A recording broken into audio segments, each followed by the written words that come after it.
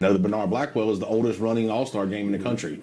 And, I was fortunate enough to play in it 23 years ago. And then, I'm getting to coach Javen in it in December. And then, like I said, Mitchell and Nolan's going to be in the Miss Al game. So just being able to be picked, just being from on the side where, coaching it and having to choose players, it's so hard. There's so many really good players that got left off of either list. And, you only can have so many, and there's certain rules. You got to have so many from 1A to 7A, so many from each district, and you only can have so many from one school. So it makes it tough when they kind of give you those rules like that, because there's a few teams in the state we could take their whole offense. So, but I'm just really happy for our guys that make it. Obviously, I wish we had a few others that made it, but I mean, there's no disrespect to those guys. It's just it only can take so many. So I'm looking forward to coaching it again. I know these guys are looking forward to playing it, but right now, like we said, hey, it's great. But, hey, in 10 weeks from now, we'll worry about it. My coaching, and you were one of these guys at one time, but you mentioned a couple of those young guys there. I want to kind of focus on Tyler, but having been there yourself, come in, you came in on Coach Lee's staff, very successful run as assistant, and now I'm going to use Tyler for today. Let's talk a little bit about him. Here's a guy who played here like you did. The cut of that is almost the same, but you being head coach now, how do you look at developing them, knowing you went through that under Coach Lee, Coach Edwards, and that bunch? Man, that's a tough question. Tyler's he was a great football player, but he's been part of the game his whole life, and the whole family's involved playing football and coaching football. So, I'm hoping just bringing Tyler in, allow him to coach. That's what Coach Lee did with me. There was no micromanaging going on. Coach Lee he allowed me to coach, and I'm going to allow Tyler to do the same thing. Now, there's a few times, yes, if I feel like something needs to be done, obviously, we'll correct it. But Tyler does a great job of, you don't have to. He's so organized. He's so smart. You don't have to, saying, "Hey, I need you to do this." It's going to be done. And he's doing a great job with our backfield right now. Does a great job with our scout team. We're really fortunate to have him, because you got to have those young guys. I mean, the game's changing. I mean, so you need to have guys that can really change with it too, and that's come up through it. And we're really lucky to have Tyler, and I'm super blessed that he's a part of this coaching staff. Adar Hornberry, we talked about this last week. Just slowly bring him into the fold in this offense. The more you go and play, any certain number of touches or anything you're trying to focus on with him. So I know you said last week he's a guy and he is electric, but just looking forward, how do you plan on utilizing him? Just going to find ways to sneak him in different spots and get him the ball. I mean, we've seen it, and we're trying to slowly bring him in to where he's going to have a little bit bigger role this week, and that's just him getting in practice and buying into what we're asking him to do. So, he's a great athlete. Good, he's got scary speed. So, we're just trying to find ways to be creative and get him the ball. Now, when I say creative, it's not so much as we're putting in gimmicks and gags to get him the ball. We're putting him in spots that we know, hey, you can learn it this way, learn this, and that way we can get him in the game and just get the ball in the hands and see what he can do. All right, I've got to get our Wolf update. Hey, we didn't win last Saturday, but we had a lot better. We shut them out in the second half, and we actually forced the team to punt. So, it was a moral victory in the game, and but it was a good time. So we only got a few games left. I don't believe we're gonna make the playoffs, but it's just having Wolf. Look, so now that he's involved with football, of course, football's on every night of the week, and I'm sitting there watching it, and the first thing he wants to do is find out what's the team's name. The white team, what's their name? The black team, what's their name? And who are they from? Where are they from? Who he knows the scores, and he started to pick up on the game, which I'm loving, because now I got my little buddy I can sit there and talk to and talk crap. You talk crap to him about games or just whatever it is, and something the other day I was watching the Nichols game, and something that just made my heart happy. I've actually shed a couple tears over it. Is they were asking me who the red team was. I said, that's Nichols. That's where Daddy played. And both Creed and Will said, well, I want to play for Nichols one day. And I was like, oh, yes, we won. Let's go. So I'll be heading down there on the 25th. We got our 20-year reunion from our 05 Southland Conference Championship team. And I'm looking forward to that. And, getting to bring my boys with me. And, hopefully, raising some kernels. When you walked, one last question. When you walked off, you made me think. When you walked off that campus there in Thibodaux and you were finished there, looking back on that day to where you are today, did you envision this? No, sir. I didn't have any of my wildest dreams. I knew I wanted to get into coaching and education. I actually had dreams of only being in high school for a year or two and moving up to the next level, but then there's nothing like high school football, and I've been very lucky and very blessed along the way to get to where I am now. But I did not see this coming, and God had a plan, and I'm very fortunate for it. Well, school district, Marine Time football is fortunate you're here. Cody, appreciate your time. Good luck against those old Gula Panthers down there at War Memorial. Yes, sir. Roll Tide.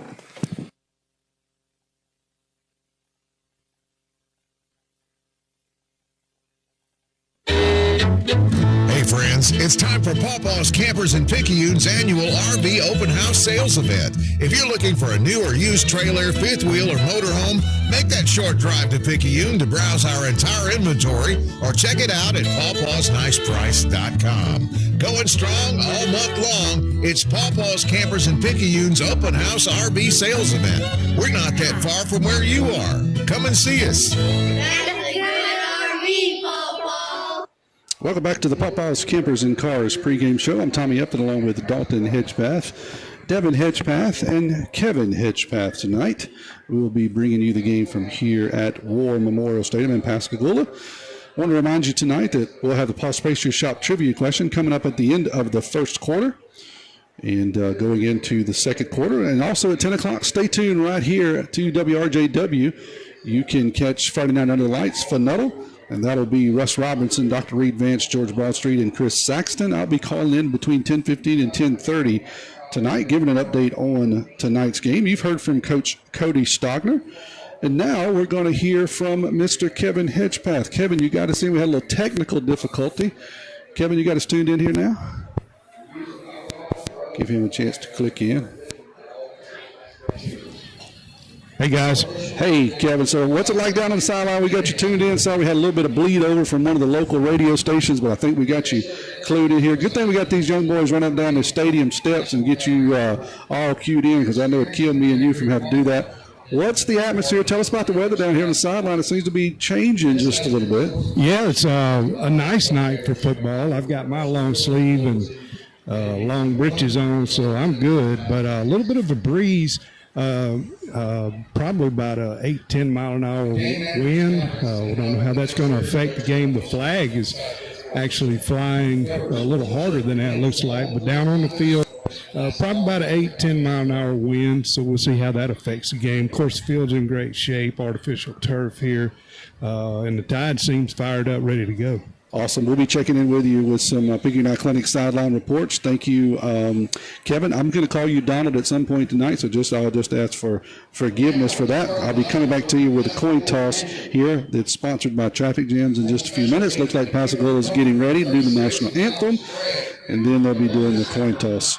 So Dalton, you'll have a couple of seconds here to kind of just chit-chat and talk kind of what's going on. I know you've had a chance to do your homework. You've been doing a lot of diligence this week, poring over some numbers and kind of getting caught up. This is just a big opportunity. I hear ESPN is checking you out, potentially putting you on their payroll. So we're going to try to make you look as good as we can this night. We fed you with a bunch of numbers. I know you had to go down and feed the mouse this week, and so maybe on the car ride back, did you have a chance to look at some numbers for the Maroon Tide? Did anything special stick out to you as you looked over the Tide's numbers so far? Yeah, Tommy, like you said, I did spend the past week in Disney, taking my daughter there. We had a great time, so I didn't get a full weekend, but earlier today I was able to look over some stuff. Picayune, like always, we hope to be able to run the ball consistently and then execute on, I guess you could call them the trick plays, because when Picayune passes, that's pretty much considered a trick play. Be able to execute on those. And then with Pascagoula, or with Picayune on the defensive side, being able to contain Pascagoula's quarterback, I think will probably be a pretty big deal for us tonight. we're not totally sure who's going to be the starter, but from the little info I've gathered, their starting quarterback for the year is out on injury, and so a defensive end / middle linebacker for them, number 7, Loper, will be the starting quarterback tonight. And standing out here pregame watching this guy throw, he was throwing 55 to 60 yards in the air, so he's definitely got the arm, and he seems to be very athletic. So I do think we'll have to do a good job of containing him and then making sure to not get beat downfield. Yeah, a little bit unfair because he's built like a defensive end, but he was standing flat-footed throwing the ball 55 yards. So we'll see.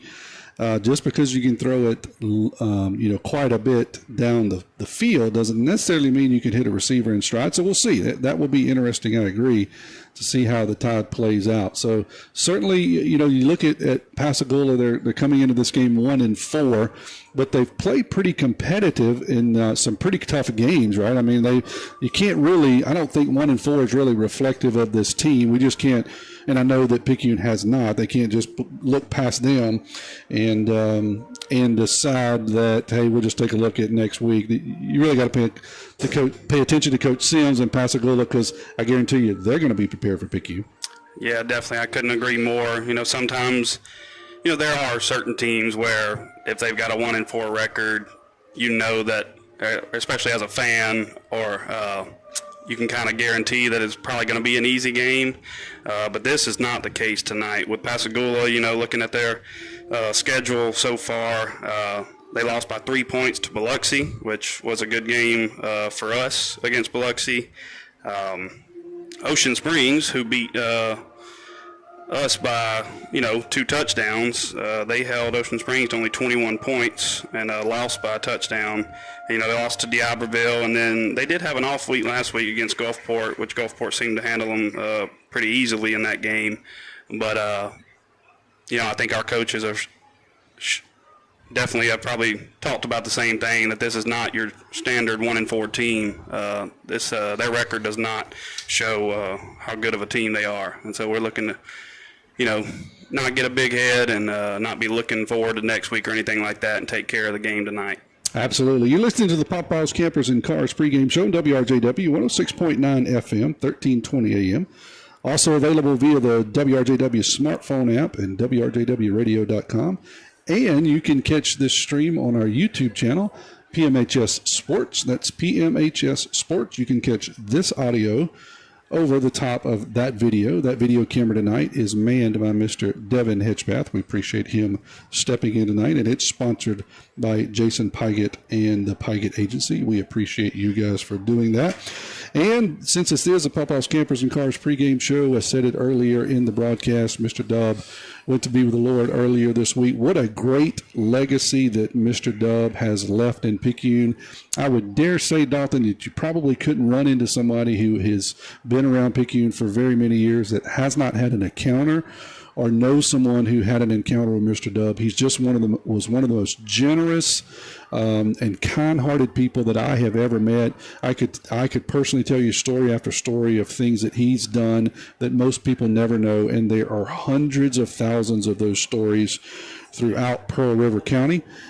So what a legacy Mr. Herring leaves there at Picayune. That is, I will say, is being carried on by Mark and the crew. They also do so much for the community. So thank you to the Herring family. We honor you, Mr. Dubb, for all that you've done. And we're going to take a 5-second moment of silence here before we go to commercial break. And just in honor of Mr. Dubb and his legacy, we'll be back here in 35 seconds.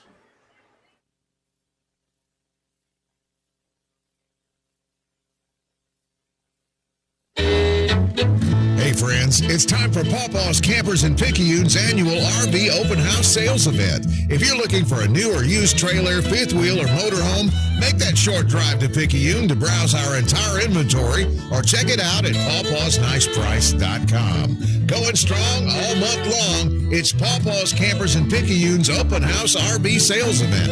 We're not that far from where you are. Come and see us.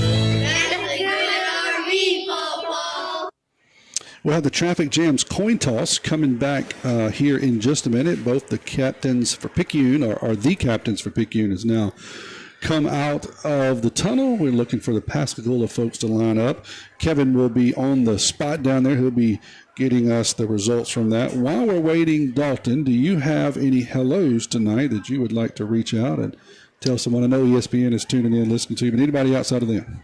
Yeah, normally the only people that I probably would say hello to that I would think would be watching would be my daddy or my brother, and they're both you can still say hello to them. Hello, just live and in person. Daddy and Devin, but also hello to any of the other faithful Picayune Maroon Tide fans that are listening tonight.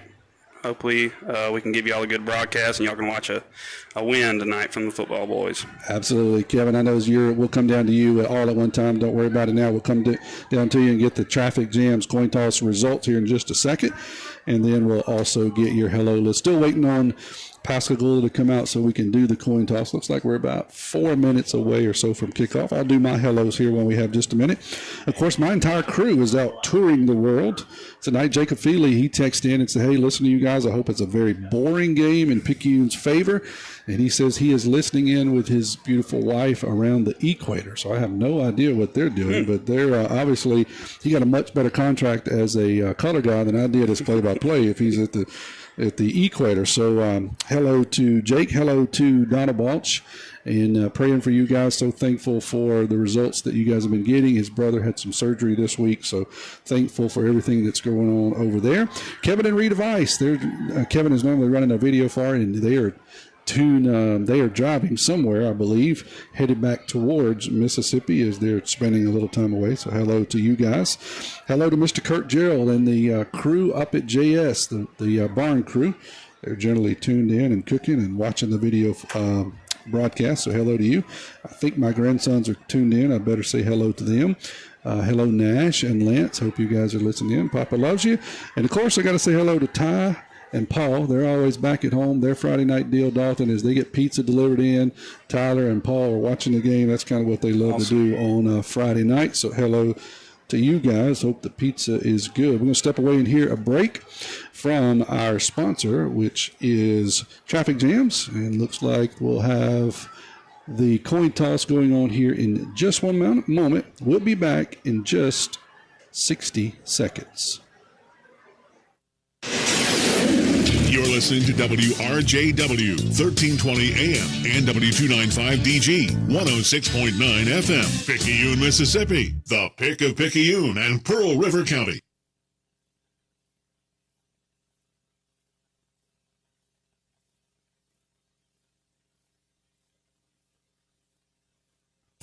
When you need audio or lighting for your vehicle, your off-road adventure machine, or your boat, trust the name and people who have been the go-to place in Picayune for over a decade.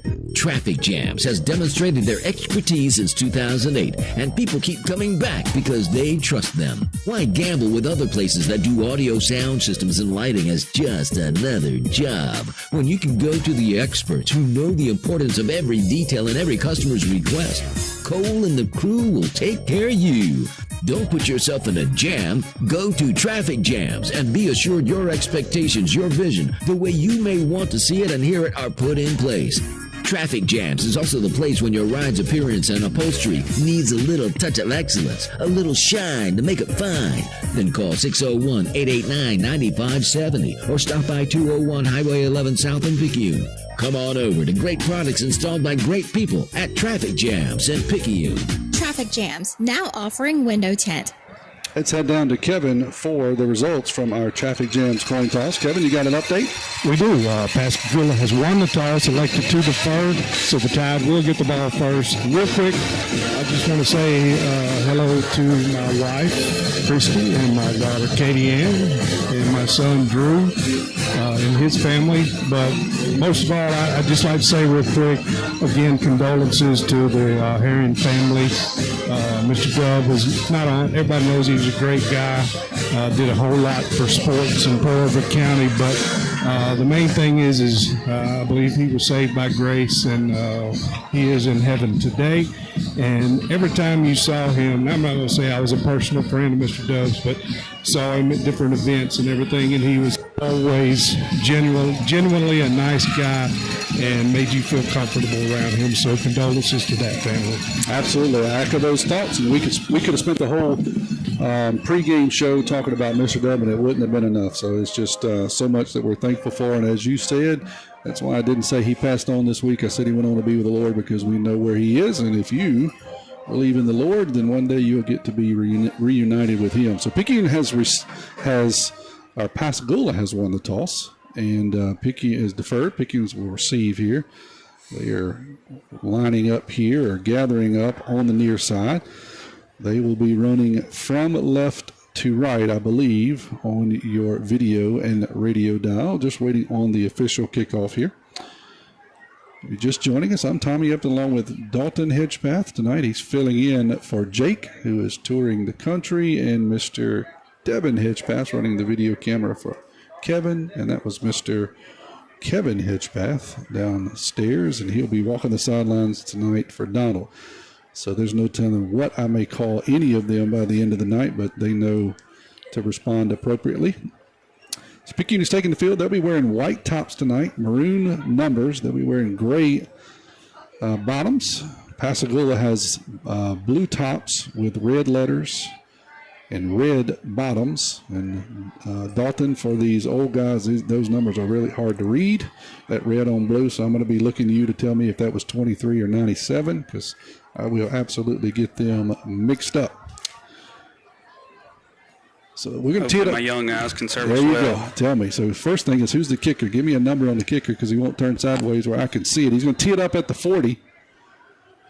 And that's where we'll kick it from. We'll give you a number as soon as he kicks it. Left-footed kicker. He's going to kick a little pooch over onto the right side, and we will take a fair catch at about the 37-yard line. That's where Picayune will take over. Good job over there. I believe that was Olds. Kicker tonight for Gula is number 36, Miles Sprague. Miles Sprague. All right. Thank you. So Picayune's going to take over. Let's see where they lay this down. At the, we'll call it the 38-yard line. 11:57 to go here, just underway in the opening quarter, opening kickoff. We'll have Dennis, and it looks like 30 in the backfield. That's McKinley. You want to make sure you're going to hand it off to Dennis off the right side, and he'll go nowhere as he tries to get outside and could not get around the outside end, so he'll go for no gain. Bring up second down and 10. Actually, they're going to say he lost about a half a yard. Well, they're going to move it back up. We'll say no gain officially. For Dennis? Yeah, it looked like he might have slipped there on the turf, and that's what caused him to come up a little short. Second and 10, one wide receiver to the right. That's McKinley and Dennis in the backfield. Going to be a toss around the right side to Dennis again. This time he'll fall forward, and still nothing happening for the Tide. Number 3 out there, that's Tylen Wilson. He's listed as a free safety and a wide receiver senior. He comes in and stops that for another no gain. So 2 times we try the right side, Dalton, nothing happened, and it'll be third down and 10 for the Tide here. Yeah, Tommy, number 3, the Wilson guy, I do believe that is the Texas A&M commit, so we will have to do our best to defend against him. Looks like he came from the backside there and caught us up in the backfield. Yeah, they got him playing free safety, and he's up high. So we're going to tie the toss sweep to the left this time, and they'll go nowhere. There's just not much happening. Pascagoula knows our offense very, very well, and it's pretty obvious they've sold out for the toss sweep early. We'll see if the Tide can make an adjustment.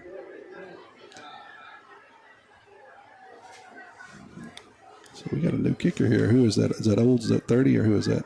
7, I believe. 7. Yeah, that's Olds. So 3 and out for the Tide. We'll kick it away from the 38 here. Go ahead. Not sure if you saw there, but I would believe the tackle was made by number 7, who's going to be playing quarterback for Gula there. So defensive end and quarterback. You don't see that very often? Yeah. All right, looks like we've got is that a timeout, Gula? I believe. Hey, we'll take it with them. We'll step away, be back here in just 30 seconds. Nobody protects you from mayhem like Allstate. I'm thick-cut bacon sizzling on your stove. And while you were over there smearing your bagel, this little piggy went on a splatter spree. And if you don't have the right home insurance coverage, you'll be crying wee, wee, wee over this fire in your home. So get Allstate. Jason Pygott has offices in Picayune. Make sure you have the right coverage. Give the Pygott Agency a call today. 601-798-7005. Subject to terms, conditions, and availability. Allstate Vehicle and Property Insurance Company and affiliates, Northbrook, Illinois. Back here after the timeout by Gula, they had no one back deep, so they decided to call a timeout. This time, Olds is going to get a nice kickoff. It's going to be taken in at around the 30 and fall forward to around the 35-yard line, and that's where Pascagoula will head out first. It's a pretty good punt there. Had a nice spiral on it. 10:03 to go here in the opening half. Picayune went 3 and out on their first possession. Gula will take over at, we'll call it the 35. Number 7, that's Loper, right? That's the number I'm seeing there. That's who I expect in the backfield, right? And number 4, it's Norville. It's his running back. That's who I expect. So we got Loper in the backfield as a quarterback. He's a defensive end. He's going to take it and roll to the right. Wants to throw the football. Got a man running open down the right side. Ball is a little bit underthrown and broken up down there. Good defense there by the Tide, but not a great throw. I think if he'd have got that ball out another step or two, Dalton, he might have been running for a while. Yeah, we got beat a little bit there. Like you said, if it would have been on the money, it probably would have been a touchdown for 6. But great play by the cornerback, covering the ground when the pass was underthrown a little bit and getting his hands up to cause the incompletion.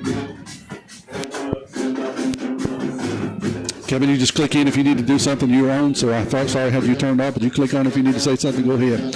This time it's going to be a handoff around the right side. That is to Norville. Norville's got a big head of steam. He's got a first down and more across the 50, across the 40, inside of the 35. That's just a jet sweep that kind of made that one look easy, Dalton, going from left to right. Yeah, we had a guy come in the backfield that had a chance to make the tackle and didn't quite get him wrapped up, and that sprung him for a good ways there. So they go all the way down to the 32-yard line. So that is 15 plus 18. What is that, 33 yards? Yes, sir. 33-yard pickup there by Norville. 4 wide receivers to the left, empty backfield for Loper. Wants to throw the football, got a slant route, and that was a pretty good pass there, just not able to be caught by Kelly. Had 3 wide receivers out there. Looks like they were all running slants. Tried the inside slant, and can't throw it much better than that. Yep, linebacker did get his hand up. I don't know that he got high enough to deflect that ball any, but he just dropped it. Gotcha. Just dropped it. So this time I have one back. That's Norville beside Loper in the backfield. 3 wide receivers to the left, 1 right. Loper's going to take the snap, wants to throw the football, looking downfield, slings it, and I think they're going to get us for a hold. But they're going to say that maybe the ball was not catchable. It looks like we were kind of fighting and pushing down there around the corner. The end zone ball was overthrown. It wasn't kind of pushing. It was definitely pushing. But it was like 12, 15 yards over his head, so maybe that's when they let it go. I agree. So big third down here, 3rd and 10 from the Tide. Tide is going to jump offside, and we're going to give him 5 of it back. Hard count there by Loper. He pulled us offsides. First penalty of the night for the Tide. Yeah, it's sometimes tough there for the defense. Their offense is running a little bit of tempo and running quick. So defense starts thinking that the ball's going to be snapped in a hurry. So that'll move the ball down to the 27-yard line. Be 2nd and 5, or 3rd and 5. Loper wants to throw the football on the slant route again. Had a man wide open. We were giving him a lot of extra room out there, Dalton. They were able to pick up all they needed. They got 5, and they got more than that down to 19. Yep. The ball will be spotted. We'll call it the 19-yard line. Pick up a 6 there. Sorry, pick up of 8. Needed 5, got 8.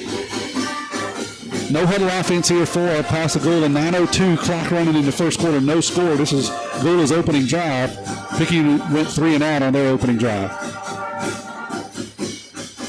Loper and Norville in the backfield. Swings it out to Norville, and he'll fall across the line of scrimmage and pick up a couple. Good defense out there by the Tide. I see a couple of different guys over there. I saw Kyla Igana. Number 38 made the tackle. Number 38 is Brody Kirkland. Thank you, Kevin. So it'll be 2nd down and about 9. We'll give them 1 on that.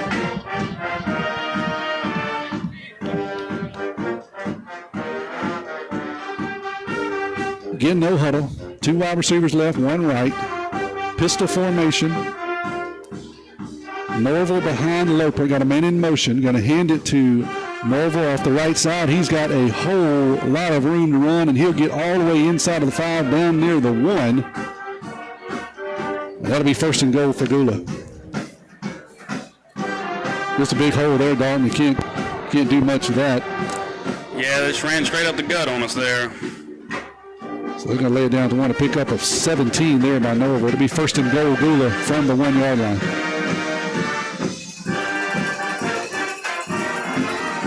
Norville stands to the left of Loper. Loper's going to call his own number, go off the left side, and they're going to say he got in. Very close. He kind of fell down. We'll look at the replay, see where he got down. Kevin, I don't know if you got a good look at it, but it looks like maybe his knee went down. I know no replay officially here in high school. No, he got it. He got in? Let's look here. Yeah, yep, I think he did. I think he got a little reach, put his hand down, and got over. So Gula goes up 6. Here's the PAT attempt. Like the same left-footed kicker. Snap is back. Kick is up. It is good. 7:43 to go here in the opening quarter. Gula goes up 7-0. We'll be back in 30 seconds. Looking for a gym to help you become a healthier you? The gym at Picayune is the place to be with its large open facility, modern equipment, and knowledgeable staff led by owner and operator Edgar Woods. The gym at Picayune offers a variety of workouts and classes to meet your specific needs with 24/7 access. The gym accepts silver sneakers, which is available at no cost for adults 65 plus through select Medicare plans. More space, more equipment, more growth. The gym at Picayune. All right, Dalton, how about that Mossy Picayune drive summary? Yeah, Mr. Tommy Gula had a drive there for 9 plays, 65 yards, 2 minutes and 30 seconds off the clock, and quarterback Loper with a 1-yard rush for the touchdown there. 7-0 is the score here early. The Panthers are going to kick it off in the 40. Going to be a little squib kick, bounces across the 45, still bouncing, and that's big trouble for the Tide. Big scrum. Let's see who actually got on it. Gula says they got it. No official sign yet from the officials. That was a really good squib kick. Got into the second level. Gula says they come up with a football. And I got one official pointing towards Picayune. Yeah, because, hey, am I on? Yep, go ahead. Am I on? You are.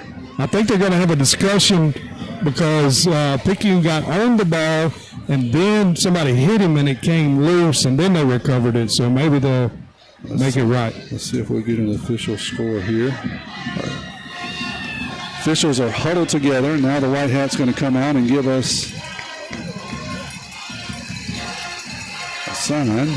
Actually, nothing Sending yet. the offense on. Yeah, Pascagoula sending the offense on. Nope. Picayune is sending.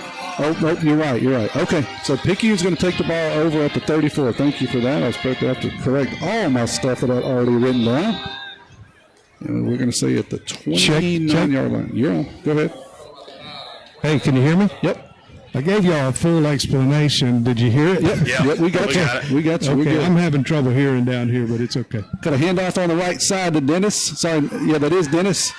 And he had a good head of steam, just tried to turn back to the right. Got a couple of yards. Been tough sledding down there for the Tide early, Dalton. Yes, it has. They're getting some pretty good penetration on the interior of the line and getting towards us in the backfield. He was able to get around first couple of guys. We'll give him 3 yards there. That's Dennis. It'll bring up 2nd and 7 for the Tide. Clock still rolling. 7:07 to go here in the first quarter. Tide trails 7-0.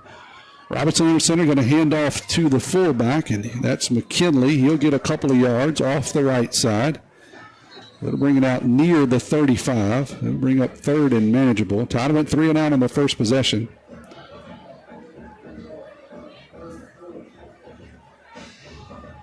So bring up 3rd and 5.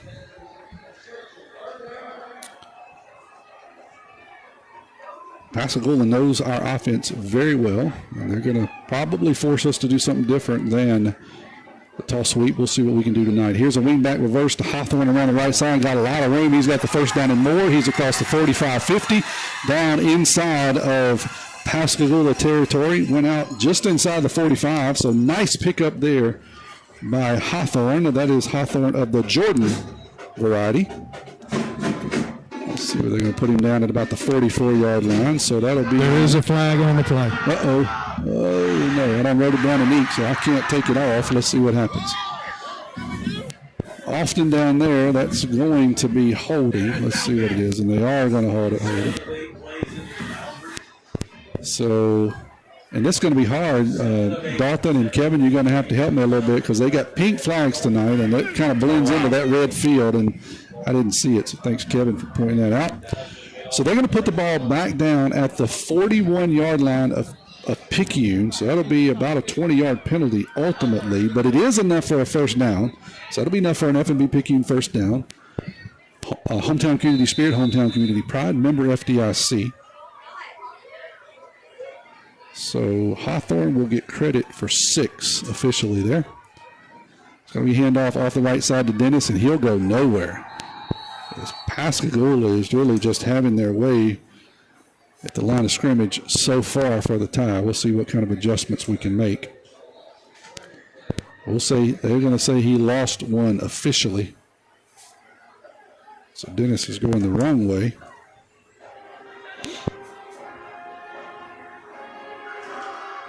I want to thank our first quarter sponsor tonight, District 108 House of Representative Stacy Hopgood-Wilkes.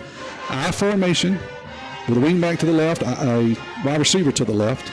Toss around the right side to Dennis.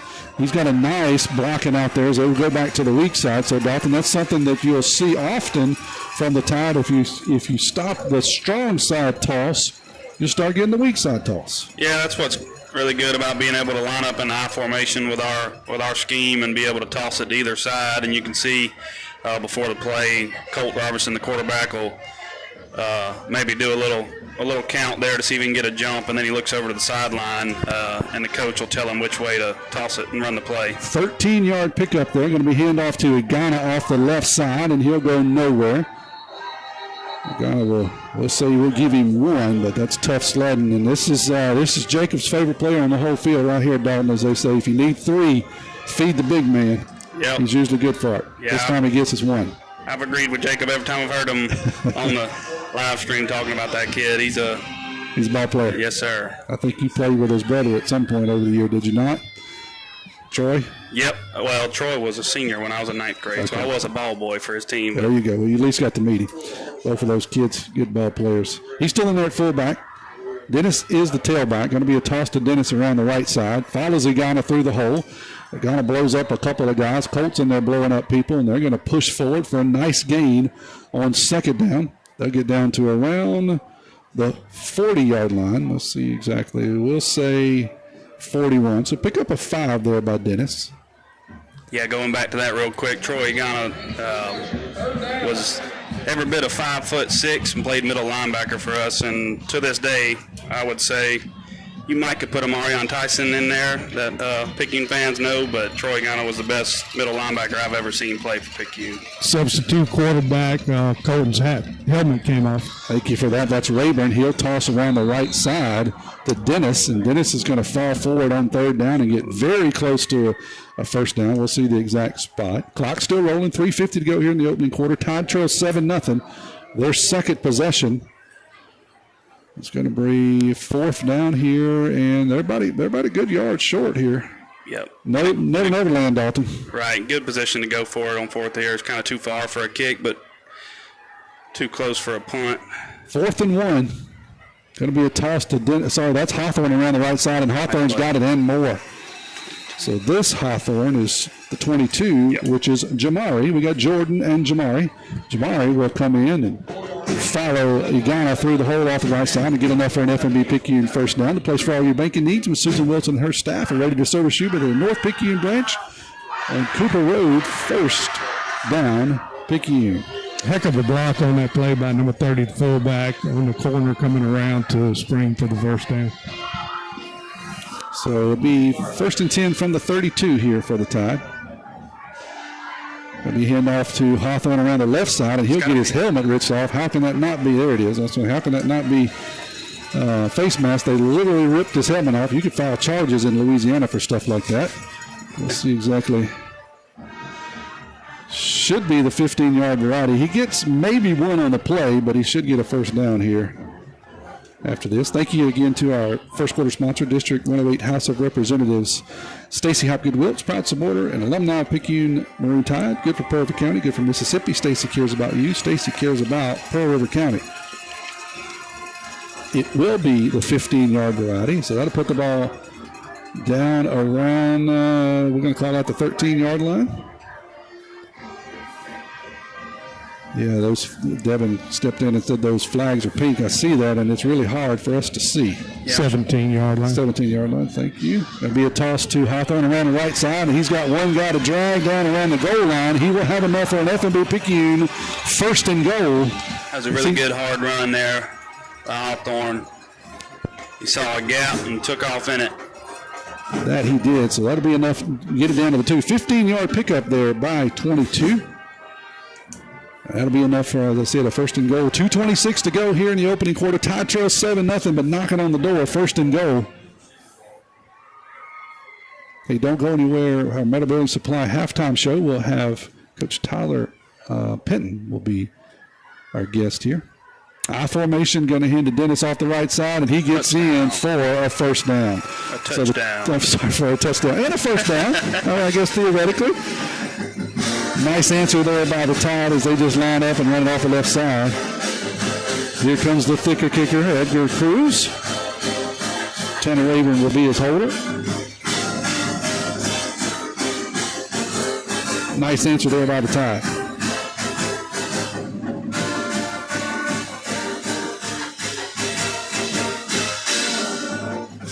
Here's a snap back.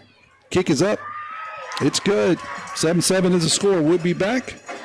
30 seconds. When you wake up with an aching back or sore neck, Dr. Debbie Moore with Moore Chiropractic Clinic suggests you consider making simple changes in your sleeping position to alleviate unnecessary strain on your body.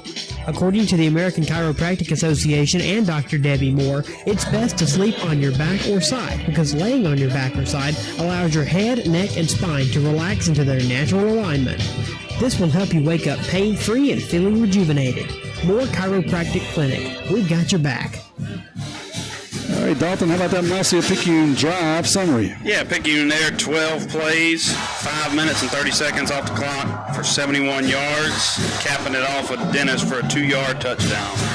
That's the answer that the Tide needed. They go 12 plays, as Dalton said. Yeah, it's always good to see, being a former player, I've seen it a bunch, but that first drive on offense that Picayune had, it looked like we were struggling pretty heavily on blocking the run. That happens at times because with our scheme, it's really important to block the right guys and all the O-line be on the same page. So obviously, we went to the sideline, kind of figured out what they were doing defensively. Cruz is going to kick it deep, and this one is going to be taken in. No, it's going to be bounce and get into the end zone for a touchback. So Gula will come out here at the 25-yard line. 2:06 to go in the opening quarter. 7-7 is the score. Hey, guys. Hey. Just throwing names out. If you look down here, I just shook hands with Jason Taylor, played at the University of Miami in the NFL. Awesome down there. You see him? Oh, yeah. I hadn't found you yet. I'm looking for you. I'm scanning it. There he is down there in the corner. Okay. About the 15-yard. He's at the 10-yard line. Hobnobbing down there. Oh, yeah. All right. 1st and 10 from the 20 for Gula. Loper and Norville again in the backfield. Pistol formation, going to hand off to Norville off the right side. He's got first down and more, and he's off to the races down the right sideline, across the 50, across the 40, across the 30. 2 guys to beat, and he is not going to be caught. 80-yard touchdown run there by Gula, and they made that look really, really easy. I don't see any flags on the field anywhere. Wow.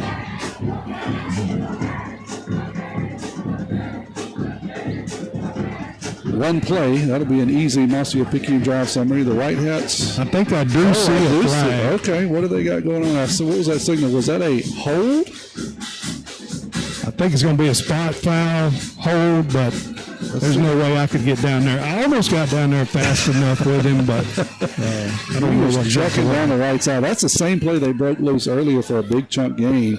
This time they go 80 yards, but I'm still trying to work out what the play was. Are they calling the touchdown back?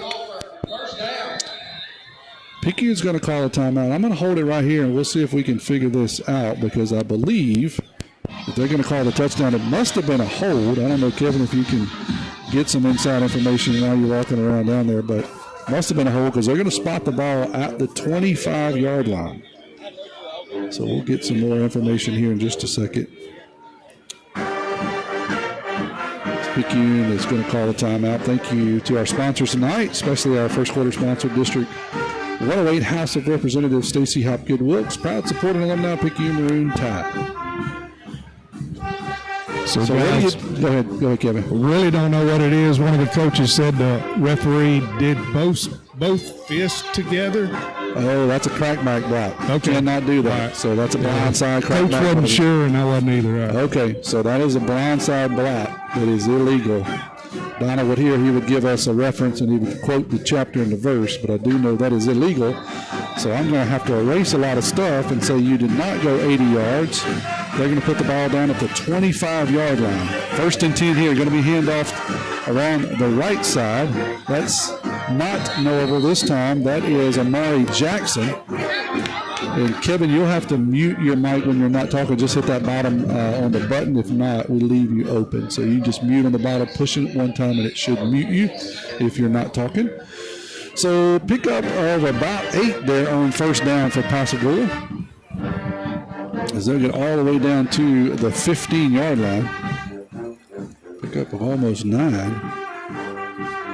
Loper's going to call for the snap after a man goes in motion left to right. Going to be a handoff off the left side. That's Norville, and he's going to have another wide open path into the end zone.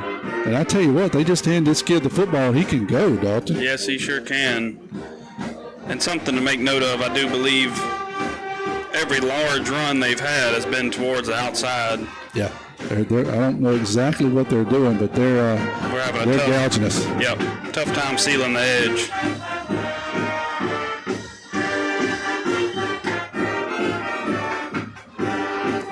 So here is the PAT, snaps back, kick is up, it's good, 14-7. Gula takes the lead. We'll be back in 30 seconds.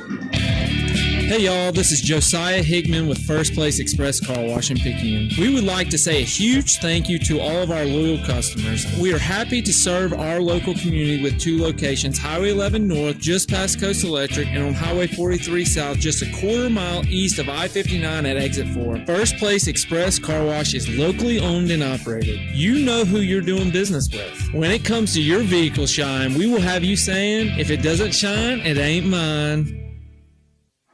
All right, Dalton, how about that Nausea Picayune drive summary? Yeah, Gula went 3 plays there, took off 54 seconds on the clock, 80 yards, and capped it off with a 15-yard touchdown run by Norville. And they can do it quickly.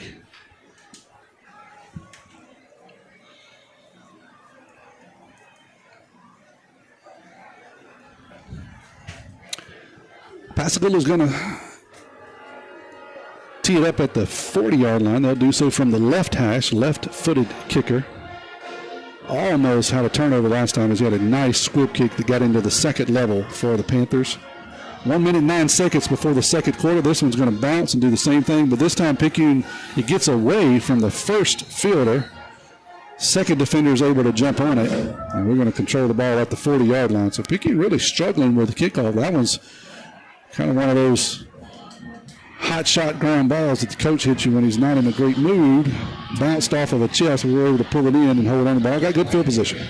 Yeah, it seems like they might have been watching a little bit of film from that Ocean Springs game. You know, we did struggle with recovering onside kicks, and so that might be something that they're trying to do. But if we can do it well and recover them, it'll always result in good field position. We'll take it at the 42-yard line. That's the starting position here, 107. As I said, 14-7. Gula leads it here in the first quarter.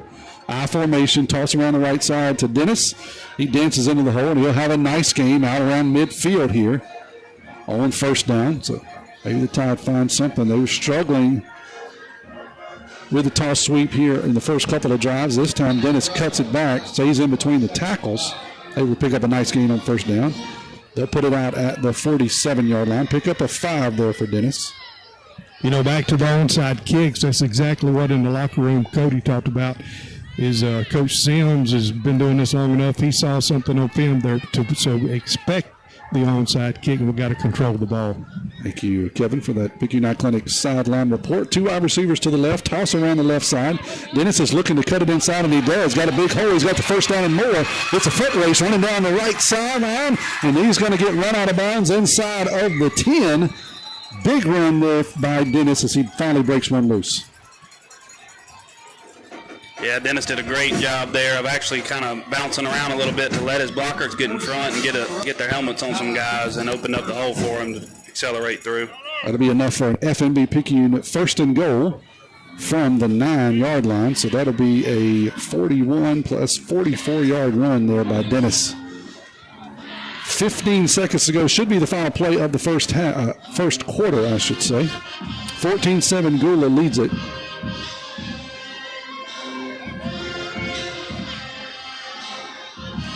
And we hand off on the right side, and we're going to blow that one dead. It looks like somebody moved. I think they're going to get the Tide for a little bit of movement. Don't go anywhere in halftime. We'll have the Metal Building Supply halftime show. We'll also have the Paul's Pastry Shop Mardi Gras Cafe trivia question coming up here in just a second, hopefully right after this Maroon Tide touchdown.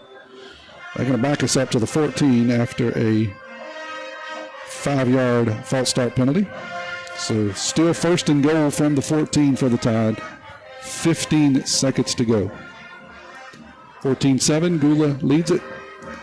I formation, that is Igana and Dennis in the backfield. Toss to Dennis around the left side. He cuts it in between the tackle, and he'll get down around the 10, so he'll pick up most of the penalty yardage back. Thought a little bit something interesting. The first couple of drives, you saw Dennis try to kick it outside. Now he looks to cut it up, wants to stay inside the tackles, and he's found a little bit of room. Yeah, you know, with the offensive Picayune runs, it kind of just depends on what the defense is trying to do, because there are times where bouncing outside is a good thing for us to do and a way to get some yards, but more often than not, it's good to stay up in there amongst all your blockers and find a hole to jump through. We'll be back here in 30 seconds. You're listening to Maroon Tide Football. Craving a breakfast toaster or French toast sticks? Make it a meal and step up your breakfast with tots and a cold beverage. Sonic Drive-In has the perfect portable breakfast, and it's the perfect way to start your day. And at Sonic Drive-In in Picayune, you can stop by anytime because breakfast is served all day. Sonic Drive-In of Picayune on Highway 11 just north of Highway 43 North. Start your day Sonic style with happy eating at its best. That's what you get at Sonic Drive-In of Picayune. Destination delicious.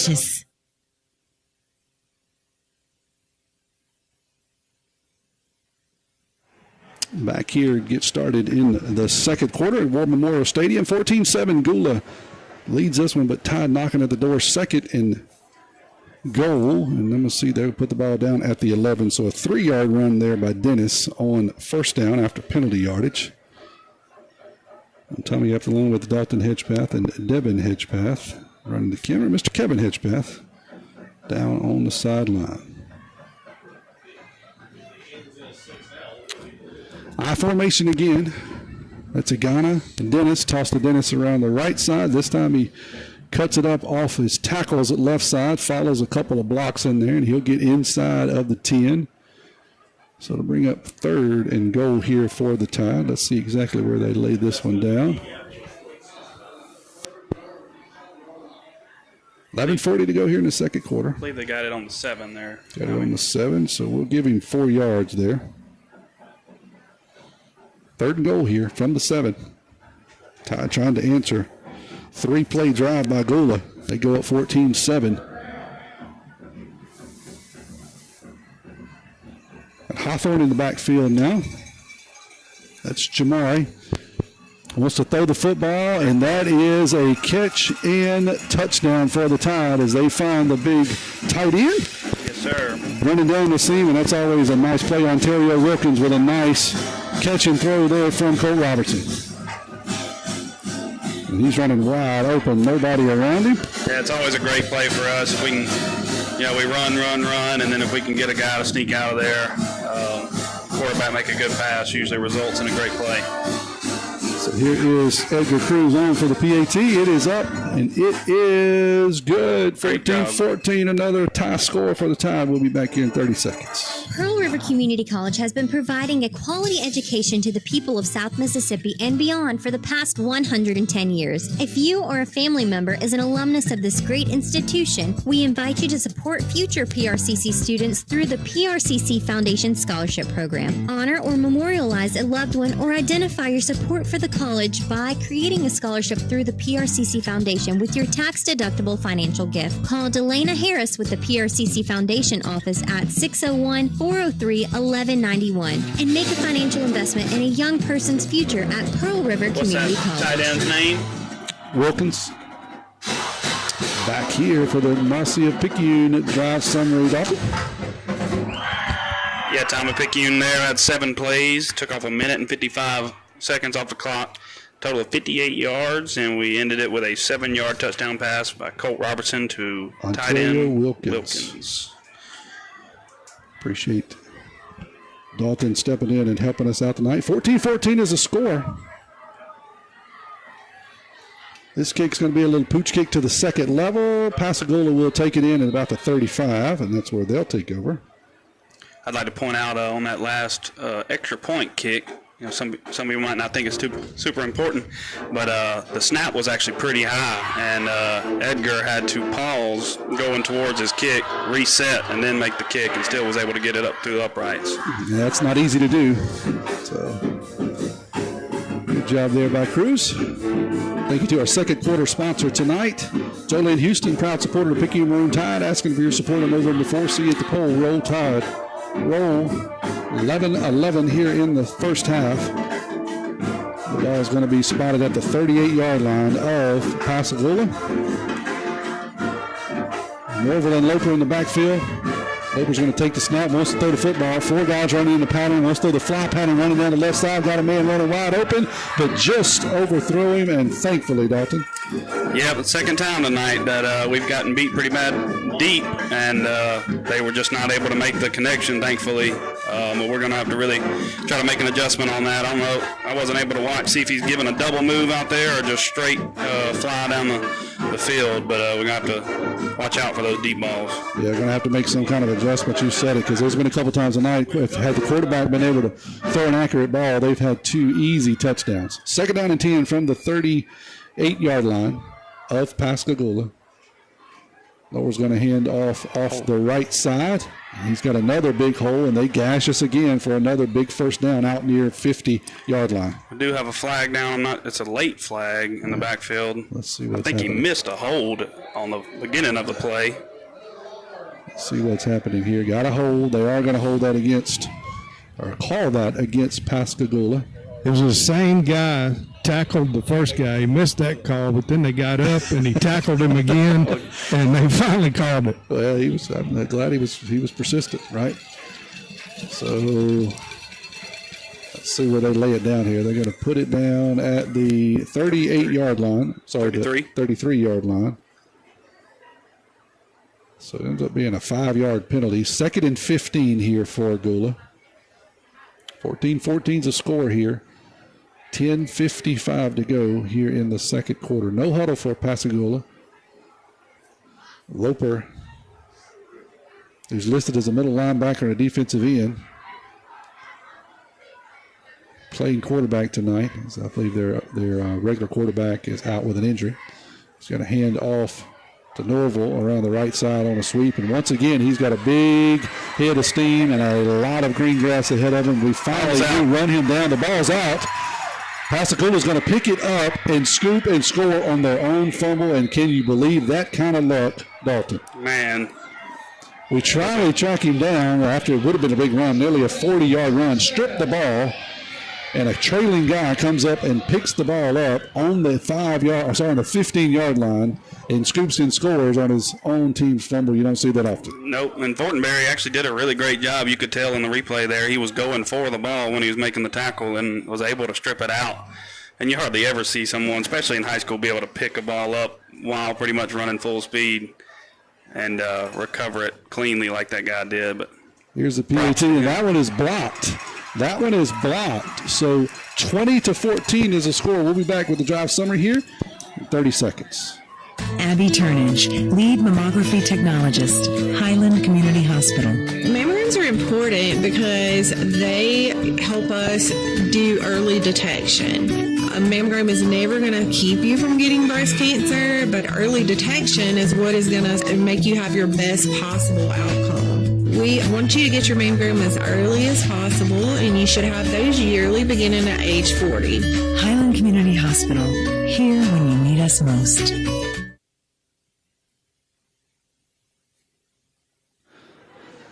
All right, this is an interesting Mossy of Picayune drive summary, Dalton. yeah, Tommy, we had 2 plays there for 62 yards, minute and 9 seconds off the clock.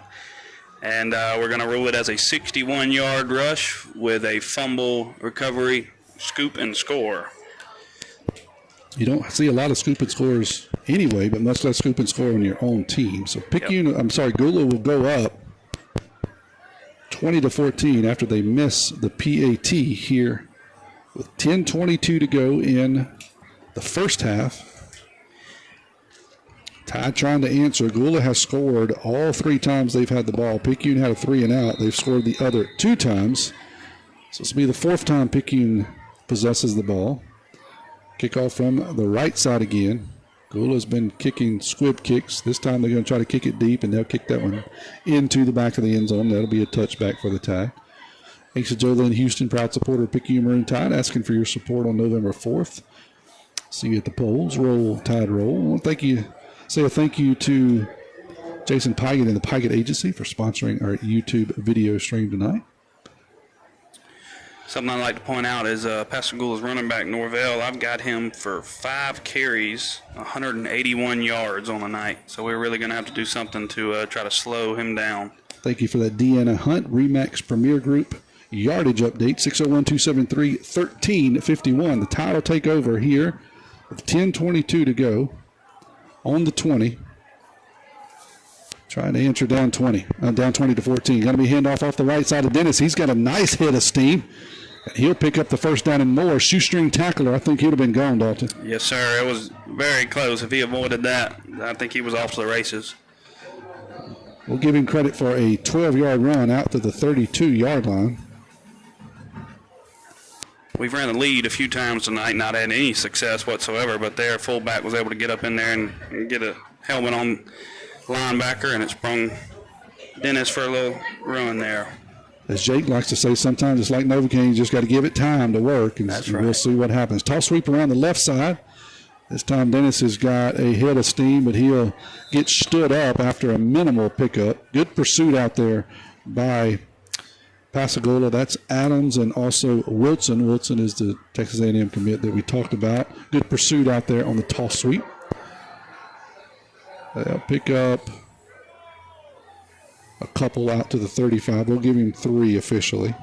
Tommy, just for my notes here, what did you have Dennis on that first run there? Dennis had 12 yards on the first run. Thank you, sir. 2nd and 7, 9:23 to go here. Clock rolling. 2014 Gula leads in the second quarter. We hand off on the right side to Dennis. Dennis is through the line, and he's off to the races. 3's going to try to run him down. He's got the angle, and looks like he is going to catch him down around the 25-yard, around the 15-yard line. And I tell you what, you're pretty quick if you run down number 9 from behind.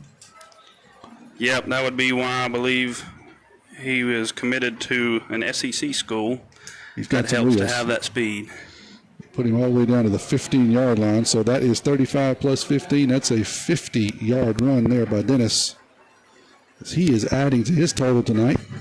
We'll get a yardage update from Dalton here in a few, but he's been adding to his total. 8:53, clock rolling. Tide knocking on the door, 1st and 10 from the 15.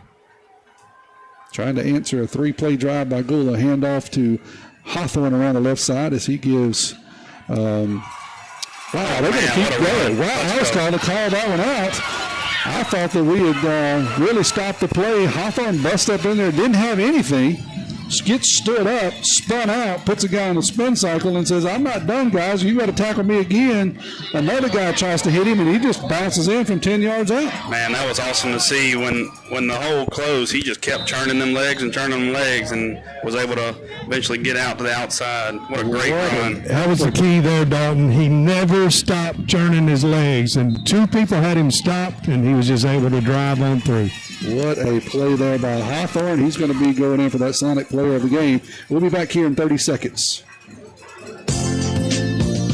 Hi, this is Dr. Chi Yan, General Surgeon at Highland Community Hospital. Over the last 10 years, the surgical services offered have grown exponentially. We have been able to add multiple services to our surgery department, which includes urology, general surgery, and advanced laparoscopic surgery, as well as ophthalmology services. Highland Community Hospital is here when you need us most. For more information, please contact 601-358-9400.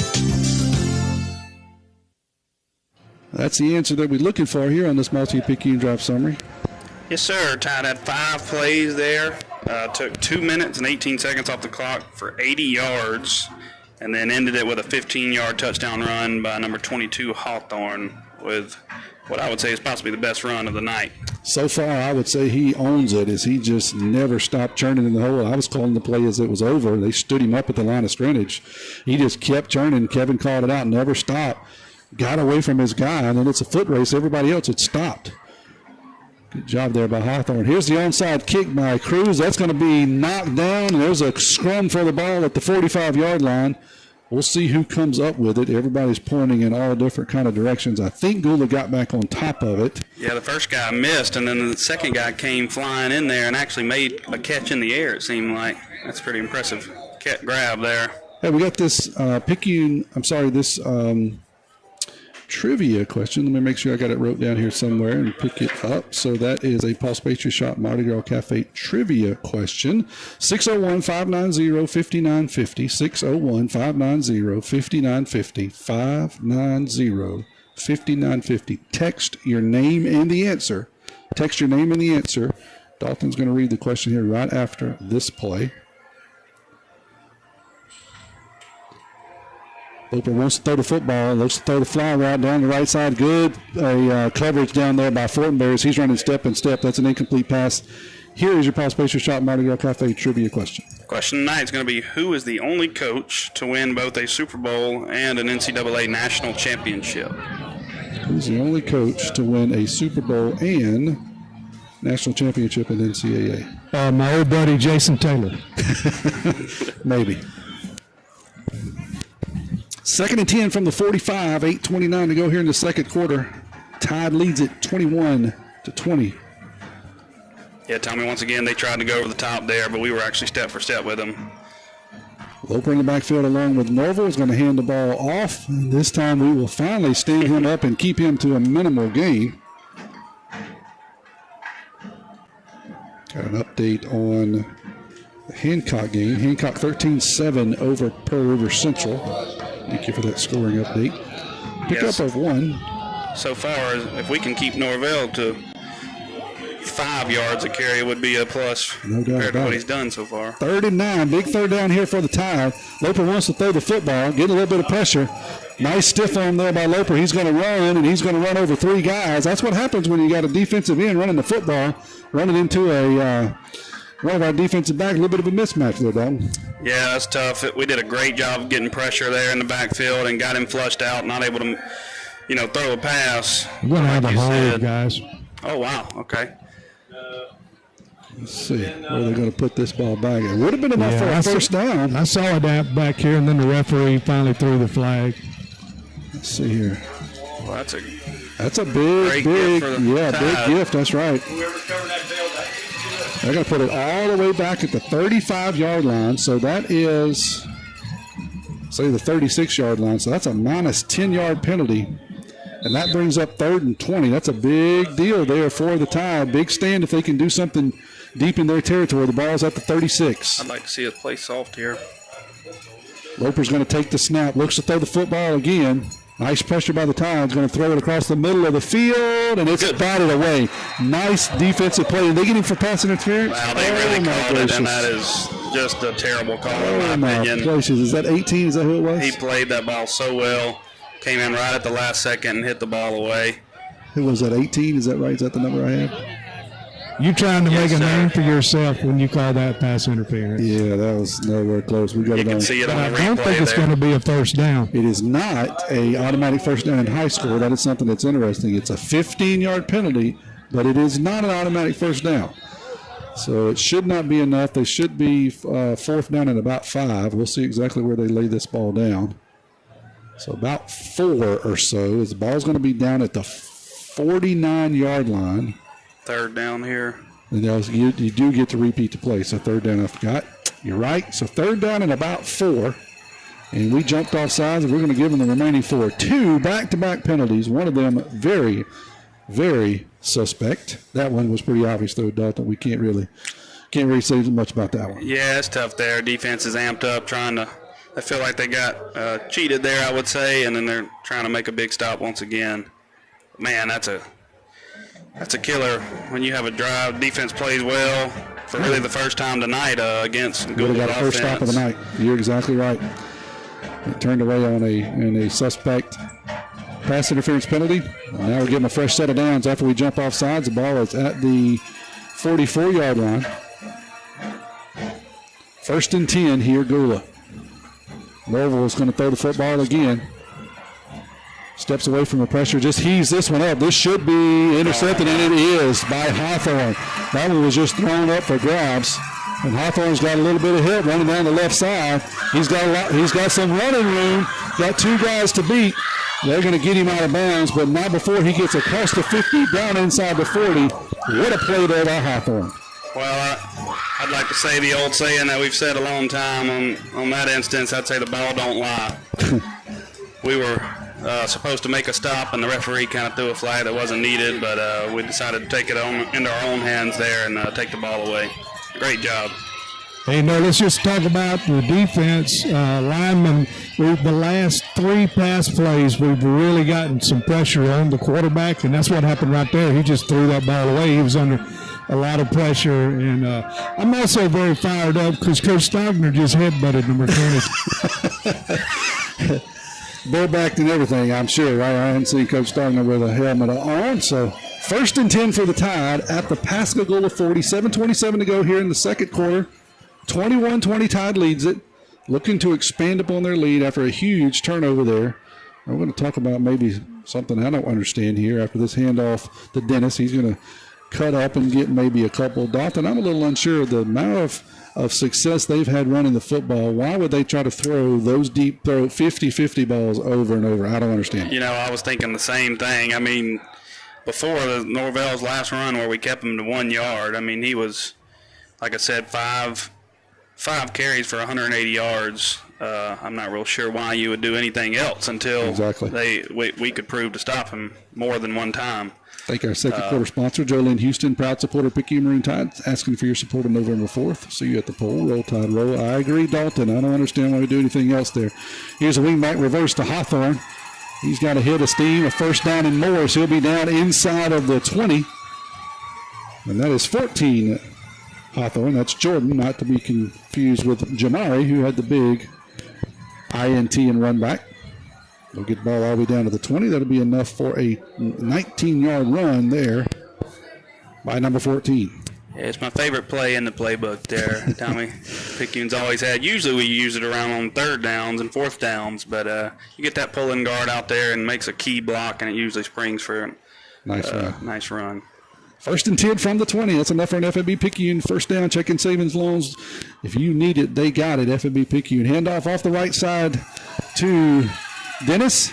He's going to try to get to the outside. He's having a little trouble trying to beat everyone to the outside. They got some speed on this team. He picks up about 5, but I think I know why he's trying to keep the ball inside the tackles. That's where he's going to have some success. Yeah, we'll take 5 yards there, but, you know, against a lot of teams, Dennis is able to take it around the outside and just kind of outrun everybody out there. But these guys really do have some good speed at the defensive back position. Thank Mr. Devin Hedgepath for running our video camera tonight, doing a great job getting you right up into the action. 21-20. Second and 5 from the 15. They're going to blow this one dead before we got started.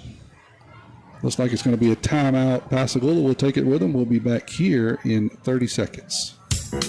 Hello, Maroon Tide fans. This is Deanna Hunt, a Picayune native and a graduate of Picayune Memorial High School. I am a local real estate agent with RE/MAX Premier Group. Whether you are ready to buy or sell, I would love to help you with any of your real estate needs. Give me a call today at 601-273-1351. I am Deanna Hunt, a proud supporter of our Picayune Maroon Tide and your local RE/MAX Premier Group agent. Call today and let's find you the perfect home. Roll, Tide, roll. All right, Dalton, how about you read this trivia question? I do have a winner. So this Paul's Pastry Shop Mardi Gras Cafe trivia question. Read it one more time, and then I've got a winner. Question was, who is the only coach to win both the Super Bowl and an NCAA national championship? And who is the right answer? That would be Jimmy Johnson, former coach of the Picayune Maroon Tide. With some beautiful shorts. I got a picture of him that's floating around Facebook with some beautiful shorts from the 60s and a nice crew cut haircut. Mr. John Wolverton, he was the first one to get it. Several folks got it. Mr. John Wolverton was the first one to get it correct. Thank you for all those who texted in and played tonight. 2nd down and 5 from the 15 for the Tide. 5:33 to go here in the second quarter. Toss around the left side to Dennis. He keeps it in between the tackle, and he'll get about 3 as he stood up down near the 10. It's tough sledding, but you just got to keep pounding in there, and I think eventually we'll wear them down, Dalton. Oh, yeah, that's the Picayune motto. You know, Dodley always said, if we can get 3 yards every play and you run 4 plays, that's a first down every time. Yeah, you're in trouble if you give us 3 on the toss sweep, no matter if it's going outside or inside. 3 yards that time officially for Dennis. Down to the 12. Clock rolling. Under 5 minutes to go. Don't go anywhere. We have the Metal Building Supply halftime show. Coach Tyler Penton be our halftime guest. So we got McKinley and Hawthorne in the backfield. Colt Robertson's going to call his own number. He's bouncing around like a bowling ball down inside the 5, but that'll be enough for an FMB Picayune 1st and goal. Come out of the main branch and see Sheila Cooper or Linda Penton, hometown community spirit, hometown community pride. First time Colts kept the ball tonight. Yeah, obviously coaches must have seen something there. They knew that play had a chance to be successful, and Colt did a great job of kind of reading what the defense gave him and found a hole to jolt through and ran the ball hard. 9-yard pickup there by Colt. That'll be 1st and goal from the 3-yard line. 4:22 clock rolling. Officials having to talk about something here. They're calling everybody in and see what they're saying. It's like Hornberry came in. Now he's going to come out. Let's see what's going on. No penalty. I didn't see anything. No. Or rather, you could run in the waiver trips. We don't need to run in 2 trips. The referee, one of the line judges was telling them just there was a lot of jawing going on to settle it down a little bit. Thank you, Kevin, for that Picayune Clinic sideline report. 1st and goal from the 3. Hawthorne of number 22 behind McKinley. McKinley's going to block for him, and he will run untouched into the land of milk and honey. And we're going to get a 15-yard penalty as they shoved him at the end of that play. So that'll be added on to the kickoff. So Tide will go in for the score, and we'll make sure that it looked to be pretty obvious. Gula shoved him going out of the back of the end zone. The play was well over, so we'll wait for the official signal here. It was actually one of our offensive linemen that were blocking, and then when he let up, defensive guy kind of tossed him to the ground. And then it looks like I just watched another flag get thrown on Gula. So we might have 2. I'll be kicking off from their 10 here. We'll see what happens.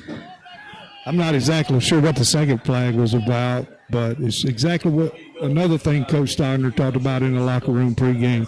Let them make the mental mistakes and don't give into it. You play between the whistles. There you go. Looks like we're going to take one of them, Kevin, and maybe go for 2. Is that what we're appearing to do here? We're going to take one of them? I think so, because I think both of them may have been on Pascagoula. Okay. So I don't know if you can split these depending on the penalties. That you could take one of them and go half the distance and then still get 15 yards. No, they've done it on both, so it'll be offsetting. Okay, so it's just 1. It looks like they're lining up to go for 2 here. We'll see if that's truly the case. 27 Well, we're kicking to 20, but we are going to kick it. You're right. So I think they entertained it and then decided not to. So here's Cruz on. 27-20 right now is the score. Here is the PAT attempt. 4:05 to go here.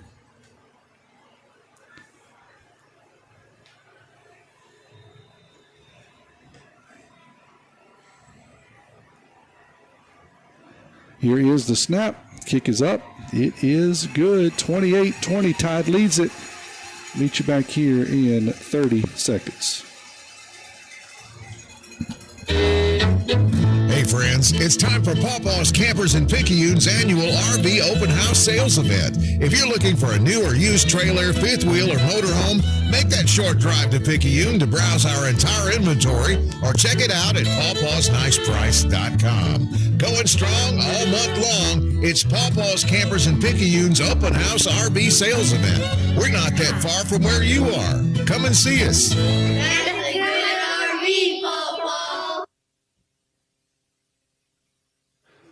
All right, Tide adds to their lead. Dalton, how about a Mossy Picayune drive summary? Yeah, after the interception there, we were able to have a drive of 7 plays, 40 yards, 3 minutes and 18 seconds taken off the clock, and then we capped it off with a 3-yard touchdown run by number 22, Hawthorne. So 28-20 is a score. That was really a huge drive for us there, be able to get the takeaway and then cap off the score. You know, we'd love to be able to hold Pascagoula here without scoring because they do get the ball after half. You are correct. So Tide got their first stop last time after the INT. Short field started on the 40. This Cruz kick's going to be taken in or bounced at around the 25. Pascagoula's going to have to pick it up. They do, and they'll get out close to the 30. So they'll take over deep in their own territory with 3:55 to go here. I've just got to say, if we keep this scoring up, I'm going to have another supper. Going to wear you out having had all these conversations down there, right? I got you from one end of the field to the other. I don't know if I could feed you like we fed you pregame because I don't know at all after taking a nap before we went home. Mike could get you a candy bar or something out of the deal. See if Carrie's credit card will work anymore. I don't know. We might have used all the juice out of it. 1st and 10 from the 28. That's where Gould will take over. They trail 28-20. Norville and Loper still in the backfield. Loper's going to take the snap, swinging out to Norville on a little swing route. He'll get a couple of yards, not much. Todd does a good job of containing him. Yeah, I love to see that there. Everybody on the defense seemed to be flying to the ball there, getting to him, getting a good hit on him. So we got 3:14 clock rolling. He did stay in bounds. I'm going to say no gain. So just a little swing route out of the backfield to Norville. Todd did a good job of containing it over there. So 2nd down and 10 for the Panthers. 4 wide receivers, 2 left, 2 right. Empty backfield. Wants to throw the inside slant. This time they complete it to the big wide receiver. And he's off to the races down the left side. He's got speed, and I don't think we're going to catch him. He's going to go 70 yards for the touchdown, and he's the guy that's been wearing us out defensively, but he's got some wheels offensively too. Yeah, he caught that one-handed. Yeah, I see why they've been targeting him now. Yeah, I believe he is the fastest guy on the field, and it's just tough to once he gets the ball in his hands. You got to try your best to contain him and get him on the ground, but he's got some serious speed. But we do have enough time on the clock to hopefully have a good drive here and score up for half. Here is the PAT attempt. It is up, and it is good. 28-27 is the score. See you back here in 30 seconds. Nobody protects you from mayhem like Allstate. I'm a lost bee that found my way into your car. And now that I'm in here, good luck getting me out. I think it's gone. Wait, no, it's in my hair. And if you don't have the right auto insurance coverage, well, this could be quite a sticky situation. So get Allstate. Jason Pygott has offices in Picayune. Make sure you have the right coverage. Give the Pygott Agency a call today. 601-798-7005. Subject to terms, conditions, and availability. Allstate Fire and Casualty Insurance Company and affiliates, Northbrook, Illinois. Head to Dalton for this Mossy Picayune Drive summary. Mr. Wilson showing out a little bit tonight. Yeah, Tommy, that was a quick one.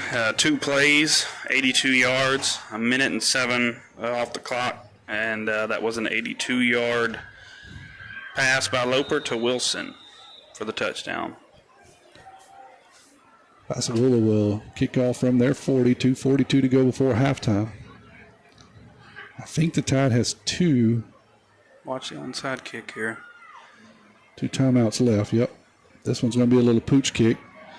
Going to come down around the 30. We'll take it in and plow forward outside of the 40. So good job there by the Tide. That was Grayson Olds.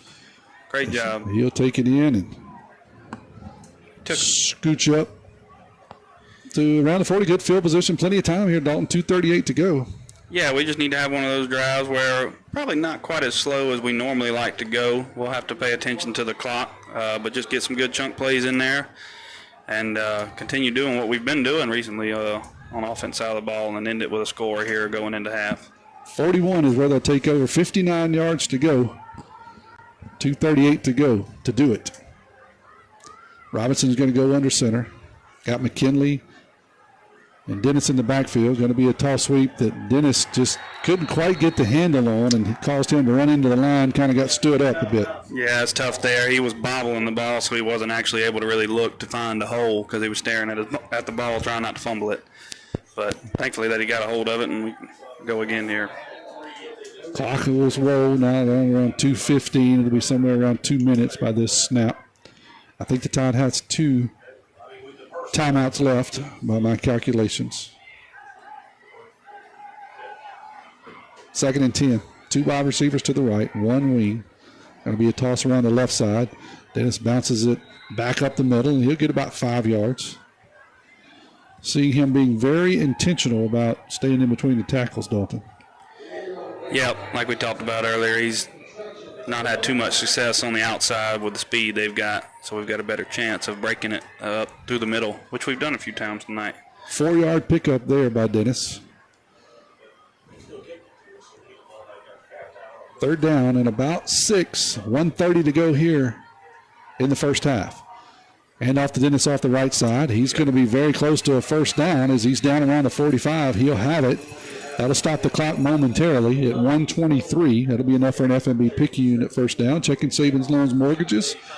If you need it, they've got it. FNB Picayune, your hometown bank. So that'll get you to the plus 45. That'll be a 10-yard pickup there by Dennis. Yeah, it was a good run there. He found a hole. Kind of hesitated just for a second to look for that hole and then burst through it. Clock will start now that you got the chain set. 1:13 to go. Tide leads at 28-27 here. They'll fake the toss sweep and then throw it out into the flat, and they're going to hit Hawthorne. Good catch there by Hawthorne. He just reached out and said, hey, Wilson can catch it one-handed. I can too. Not quite the distance that Wilson had, but pick up of 8 there on first down. And we did get out of bounds, which stops the clock for us. Good job there by 14 Hawthorne. I call him 14 Hawthorne and 22 Hawthorne. That's Jordan. 2nd and 2. Ball's at the 37. So 8-yard pickup on that pass. Going to be a handoff on the right side of Dennis. He's got a little bit of a hole. Makes one guy miss. Now he's off to the races down the right side. It's a foot race to the end zone, and he gets there. If he gets a step or two, I think there's really only one guy that can catch him on the field, and he didn't have a good start there to get him. Yeah, he makes a great move there. Once it got to the second level, safety came down to make a tackle, and he just juked him almost to where safety fell to the ground. Thankfully, number 3 was on the opposite side of the field when the play started. So that kind of seems to be the key. Get to the second level and then beat 3 to the end zone. That time, Dennis does it. He will run it in from 37 yards out, run the Tide lead up to 34. Here is the PAT kick. It is up. It is good. 35-27 is the score. We'll be back here in 30 seconds. You're listening to Maroon Tide Football on WRJW. Nobody protects you from mayhem like Allstate. I'm a torrential downpour. You can't see out of your windshield. And if you have the wrong car insurance, you might have to make it rain to fix your bumper. So switch to Allstate, save money, and be better protected from mayhem, like me. Jason Paget has offices in Picayune. Make sure you have the right coverage. Give the Paget Agency a call today. 601-798-7005. Based on coverage and limits selected. Subject to terms, conditions, and availability. In most states, prices vary based on how you buy. Allstate Bar and Casualty Insurance Company and affiliates, Northbrook, Illinois. Head to Dalton for that Mossy Picayune drive summary. That's what we wanted, Dalton, headed into the half. Yes, sir. It was 5 plays, 59 yards, a minute and 48 taken off the clock, and capped it off with a great 37-yard run by Dennis there. Only problem here, Mr. Tommy, is they've got 50 seconds, and they have proved multiple times tonight that they can score pretty quickly. They got a dude that can run it down there in 50 seconds. Here's a high kick by Cruz, going to be taken inside of the 10 by Gula. Tries to set up a return to the middle, then cut it back to the right. Good pursuit there by the Tide. Oftentimes when you start running east and west on those kickoff returns, they don't go well for you. Yep, just great job they did a really good job of, I guess you'd say, containing him at first, not running as fast as they can. They kind of settled down and made sure he didn't get by him, and then he decided to try to dance around, and that's when they pursued him and got him to the ground. So that was a great job by the kickoff team. Gula's going to have to go 85 yards here. They will get the third quarter kickoff. So they're going to run 4 wide receivers, pistol formation, with Norval behind Loper here. Loper wants to throw the football. Got a wide receiver tunnel screen out on the right side. It's complete. He'll have enough for a first down, but he will get out of bounds. No, they said he stayed in bounds. They kept him in bounds. So this clock, now they stop. The clock will stop momentarily while they reset the chains, and then they will start it again. 31 seconds, though. So they put it out to 29. 14-yard pickup there.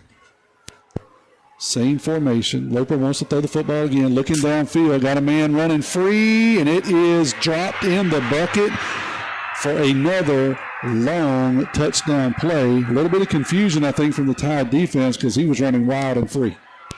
Yeah, I'm really not sure there. Both the Hawthorns were running with him, and then they kind of just acted like I believe one of them thought the other one was going to be covering. And, it looks like they thought they were going to hand off to one another, but not a clean handoff. So Gula scores quickly. You called it, Dalton. You need to stop that nonsense as they take just 3 plays.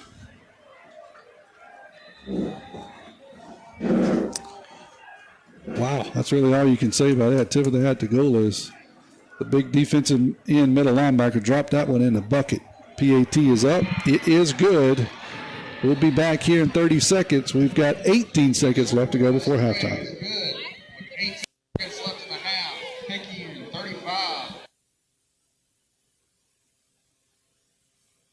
High school football season is back and the excitement is real. But with the thrill of the game come those unexpected aches and pains. Moore Chiropractic Clinic has got your back. Trusted by athletes and families alike, we ensure you're in top form to cheer for your favorite teams. So don't let pain sideline you this season. Whether it's a slip in the stands or a tackle on the field, Moore Chiropractic is here for all your spinal care needs. So get back in the game with Moore Chiropractic Clinic. Your team's winning touchdown starts with a healthy spine. Call us today or visit us at our clinic, Moore Chiropractic Clinic, where wellness meets winning spirit.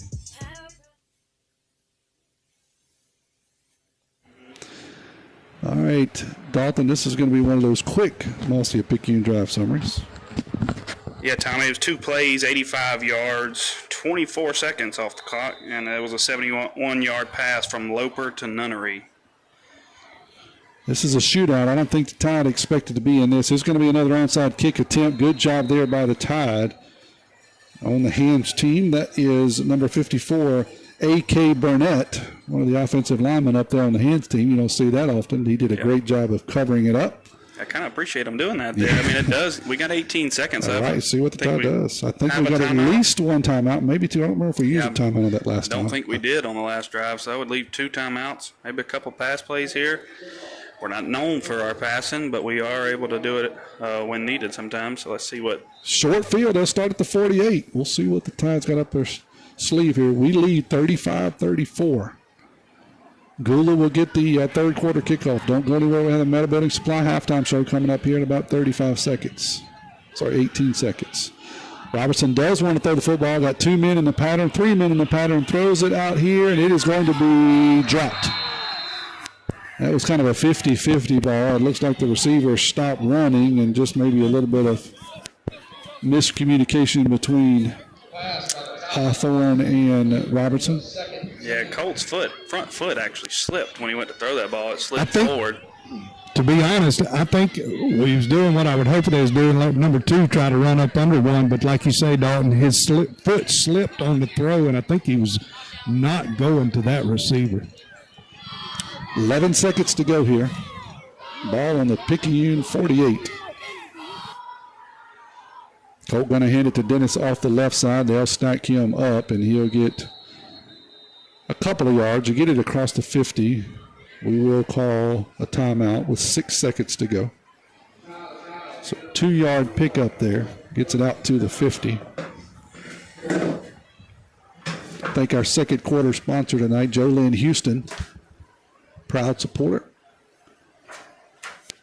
of Picayune Maroon Tide, asking for your support on November the 4th. See you at the polls. Roll Tide Roll. We're going to hold it here for us. What I believe will be a brief timeout. Thank you to Mr. Devin Hitchpath for running the video for us tonight, and Jason Pygott and the Pygott Agency for sponsoring our video feed tonight.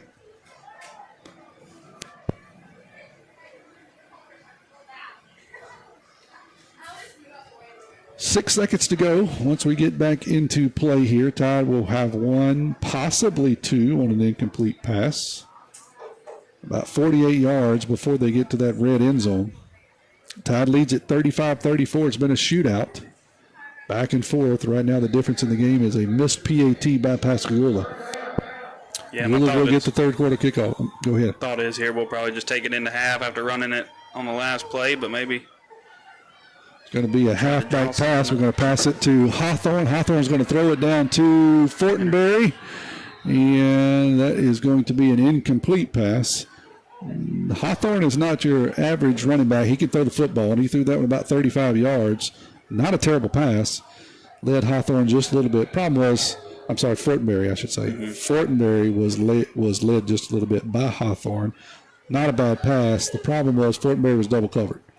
And I'll say that I think they put their DBs there, put their hands on Hornberry to keep him from getting that ball a little more than we even did on the pass interference we had earlier. But yeah, a little shoving happening there.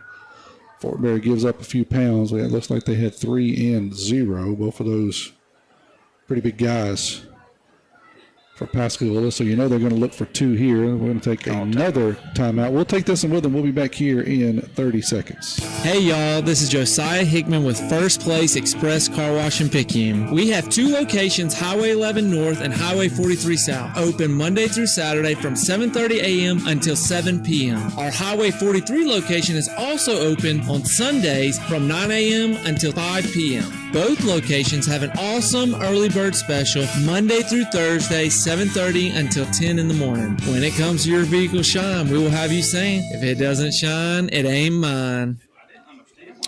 Ty got a little bit of a decision to make here. 4th down and about 7. The ball's at the 49-yard line. 4 seconds to go.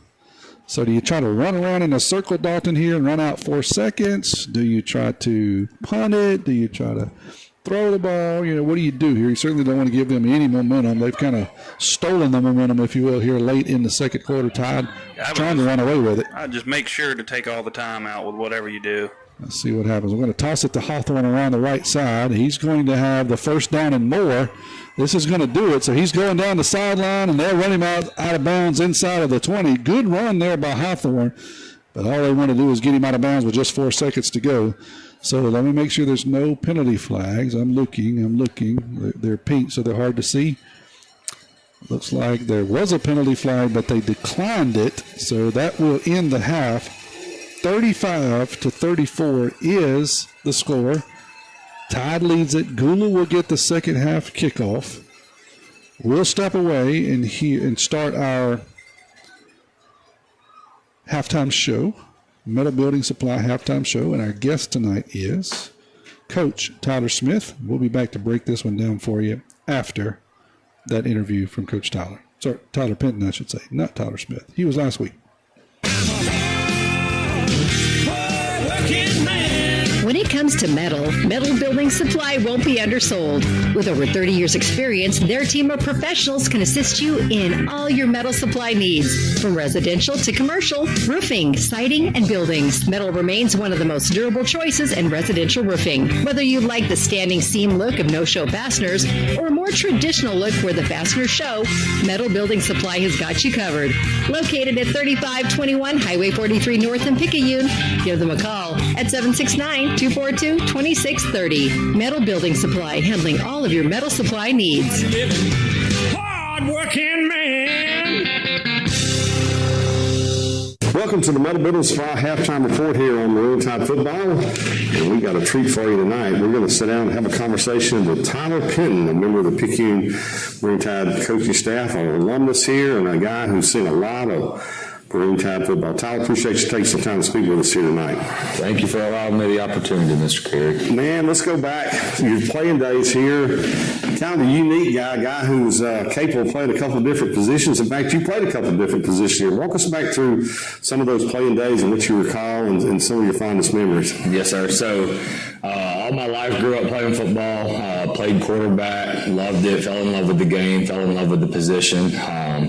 And I get to high school, and Dodd Lee's the head coach at the time, loved Coach Lee. And there was a kid in front of me, and he believed that kid gave us a better opportunity at quarterback. So he approached me after my sophomore year, him and Coach Edwards, and said that they felt that we had an opportunity to win with me playing tight end. And granted, I had never done it before, but I was willing to do anything that could help us win a game at that point in time.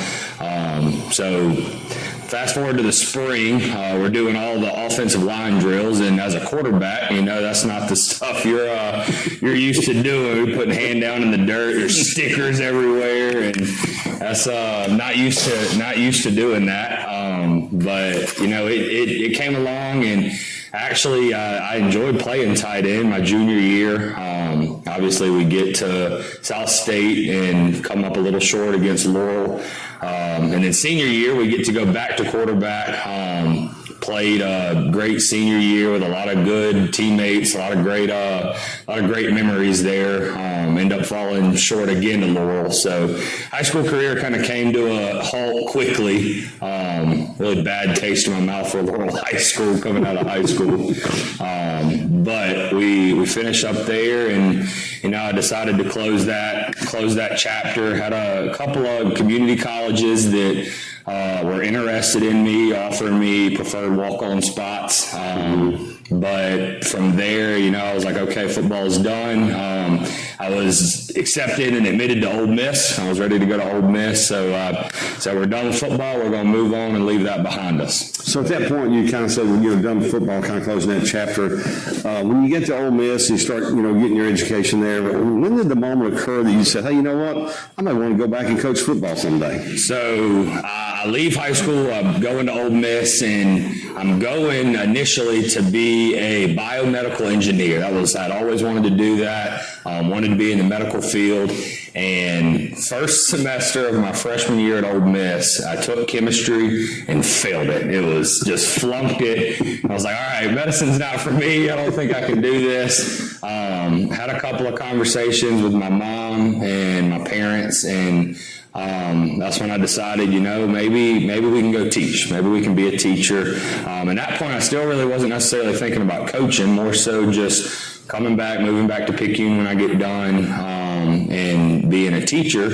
And then obviously when you were talking about coming back and teaching, all the coaches that coached you in the last couple of years, hey, you should think about possibly coaching, coming back. We might be able to work a spot for you.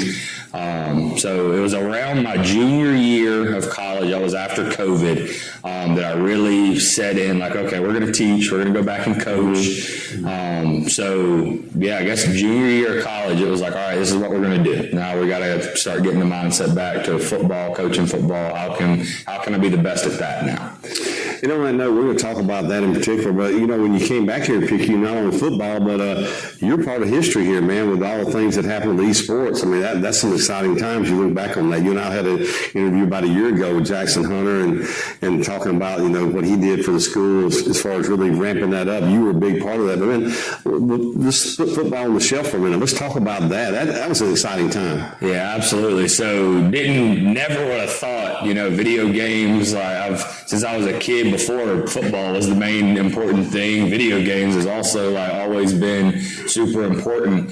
So coming back and being able to convince our administration, our central office, the important people, getting them involved and getting them on board with an esports program was really exciting. Never would have thought that's something that would come, but now we're going into, I guess this is year three for our esports program, and we've got kids on fire for it. We've got kids that don't really get that recognition anywhere else, and they're getting something to work for and getting something to work towards. Really good story that just happened this past semester. One of our really important Rocket League players actually became ineligible due to grades. And within this first 9 weeks of school that we've had this first term, he has A's and B's and is now eligible to come back and play. So just seeing really awesome things from the smaller sports programs that are hopefully going to continue to get that recognition from our community and support. But yeah, that esports program, man, it's fun. It's enjoyable. On that note, Tyler, one of the things that you may know this or you may not, but a lot of the success that y'all had in starting this, Pearl Community College and other places were looking and saying, wait a minute, this is something we need to do in junior college. And of course, Jackson's now up there part of that, but y'all made a difference for them to the point where they said, we need to do this. And now you're giving kids like Jackson and others a chance to go on and get college paid for it. Yeah, man, Jackson Hunter, he's a great kid. I've talked to him a lot and about how his season's going and how everything's going on up there. But yeah, seeing the community and now these junior colleges take this step to now, we're not just talking about video games, we're talking about scholarships. We're talking about kids getting to go to college for partially free, or some of them are going completely for free just to play video games. These parents are always like, I don't want to play video games, but video games is now an outlet that is possibly paying for college, letting these guys go get 2 more years of education, and that's gonna further their lives and jobs and all that stuff moving forward in life. So I'm really excited that we've got another outlet that these kids get to use to go further their education and make their lives more prosperous as they continue on. Everybody needs something to connect to, and y'all done a good job getting that started. We'll take a break here on the Metal Building Supply halftime report. We'll come back. We'll continue our conversation with Coach Tyler Penn.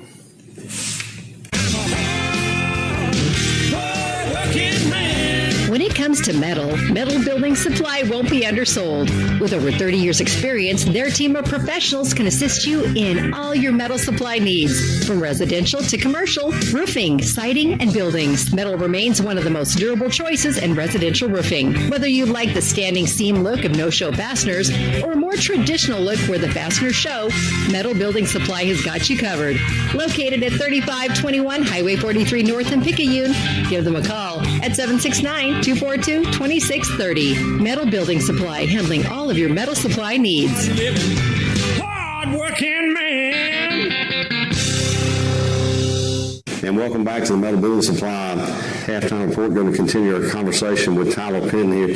Tyler, so then you go through Ole Miss. Walk us through getting back here in Picayune and being a part of the staff. Yeah, so senior year at Ole Miss, we've now decided that we're going to come back, me and my now wife, Annie. We've decided we're going to move back. We're going to come back to the coast. And so I'm talking to my mom. I'm talking to Adam Feely. And he's like, hey, we're going to have a spot for you. Coach Stogner graciously tells me that we're going to have a junior high head coach opening. So we start making our way back. We graduate from Ole Miss, and as soon we graduate in May, I think it was May 14th, and by May 30th, we got summer workouts rolling. I'm 2 weeks out of college, and they've given me a junior high program, and they're like, hey, run with it. So kind of trial by fire, but we got the kids going in the right direction, kind of picked up. I've got a great coaching staff that helped me through it. Coach Stogner, Coach Feely, just really guiding me in the right direction, right things to do, wrong things to do. And we did 2 years of the junior high program, and then Coach Stogner actually gave me the opportunity to work on the varsity team. And at the time, Coach Summers had just retired, and he told me we're going to do linebackers. You know, I'm an offensive guy, never done anything defense, but I was willing to do whatever it took, whatever it takes to make this program successful. So started coaching linebackers in the spring. And I think we quickly realized that wasn't really where I was supposed to be. Trying to figure it out, but just wasn't really working out. So Coach Stock, being the great head coach he is, kind of pivots, puts me on the offensive side, and I think from there it's flourished. Doing backs now, we're doing running backs, quarterbacks, wing backs, receivers, our whole backfield, and I really think we're moving in the right direction. I got great kids that are willing to work. We get Colt Robertson back this year. He's a wonderful addition. Man, it's good having him back around. Zay Dennis, Jamari Hawthorne, Jordan Hawthorne, a lot of good kids that just really want to work for you, and they're really wanting to put their best foot forward to do anything they can to win a football game. If you can, go back and recall the first time as a coach here on the high school staff, walking out of this field house where we're sitting right now, and for that first time, did you have any flashbacks or anything go through your mind? Friday night football in Picayune? Yeah, so it's funny you say it. The first football game, so this would have been last year, the first football game that I was actually on the varsity staff, that I had a place. We actually had an away game, I believe, if I'm remembering correctly. We had an away game to start the season, and I had butterflies just like it was Friday night playing again. And Coach Fagan actually rode the bus with me last year, and I told him, man, I'm nervous. I'm so nervous. He was like, you're not even playing. I was like, I don't know how to explain it, but I think it was just it's the familiarity of it. It's first time being back and kind of having all that riding on you, having all that weight on your shoulders. And, when I was playing, it was always, I had the butterflies. I was super nervous until the very first snap. As soon as I took that first snap, everything went away and we kind of settled in. And surprisingly, it was the exact same way. I was super nervous pregame, and as soon as we took that first snap, everything went away, and it was like, all right, we're good. Let's play football. Let's go win a football game now. So it's really, really, really enjoyable, really great, really rewarding on the coaching side of this. Walk through a week for you as a teacher and then also coaching, man. I know it's a grind. It has to be. Yeah, it's a lot. But, that's it. We always tell the kids, if it was easy, everybody would do it. And I think that goes to coaching as well. So we're wrapping up our ninth grade season. I'm a ninth grade coach as well, and we have our championship game against Gulfport. It's a home game, so we'd love for the community to come out and support those kids. But we've got ninth grade in the morning, so we've got a 4-period schedule. First period is ninth grade football, and then I teach 2 classes of ninth grade math, which I know not many people know it, but ninth graders, man, they are a doozy. They're tough to work with sometimes. In the 4th period, we've got varsity football, so it's nonstop, and we're going from August to right about now with that ninth grade, and then we actually start lifting with our ninth grade team. And, we wrap up the varsity season, hopefully playing all the way until December. That's always the goal. So you try to get rid of the monotony of it. You try to twist things up and make it enjoyable for the kids as well as us coaches. Switch things up and try to make it as fun as possible, just to get rid of the every single day you got to come here. You don't want it to feel like a chore. You don't want it to feel like a chore. You don't want it to feel like work. You know, everybody says that if your job's fun, you won't work a day in your life. And that's really, I think that's how it is out here. You kind of break the monotony of this is what we have to do. And it's like, we get to do this. We get to coach these kids. We get to enjoy football and pursue that every single day that we live. You mentioned Adam and Cody earlier. What's it like now being, and I'm going to use this word, a peer part of that team as a coach versus as a player for them? What's the different angle you can give somebody? Hey, here's what it was like when they were my coach, and now I'm working with them to get the message delivered and get ready to play a ball game. Walk through the similarities, but also tell us some of the things that are so different. Yeah, absolutely. So, you know, as a player, you think all these coaches are just jerks, like they're just mean to you. They don't understand what's going on, and like so as a player, you know, they're always just down your throat, barking at you, like we're not doing it right. And as a player, you feel like, man, we're doing everything that we can. From the coaching side of it, you know, it's trying to get these kids, and I'm not far removed. I don't feel like it. These coaches always tell me I'm getting older and wider, but, you know, it's trying to get these kids just to understand the importance of it, the importance of practice, the importance of the little things. And now being on the coaching side of it, it's the eye-opening, like, man, maybe y'all weren't so mean. Maybe y'all weren't so crazy. Y'all really just looking out for best interest, trying to get us moving in the right direction. But I get so much more out of coaching than I ever did as a player. And I think it's being able to pour into these young kids, these young men. It's super rewarding. One last thing, being able to do it as a coach, you're at a place where you played.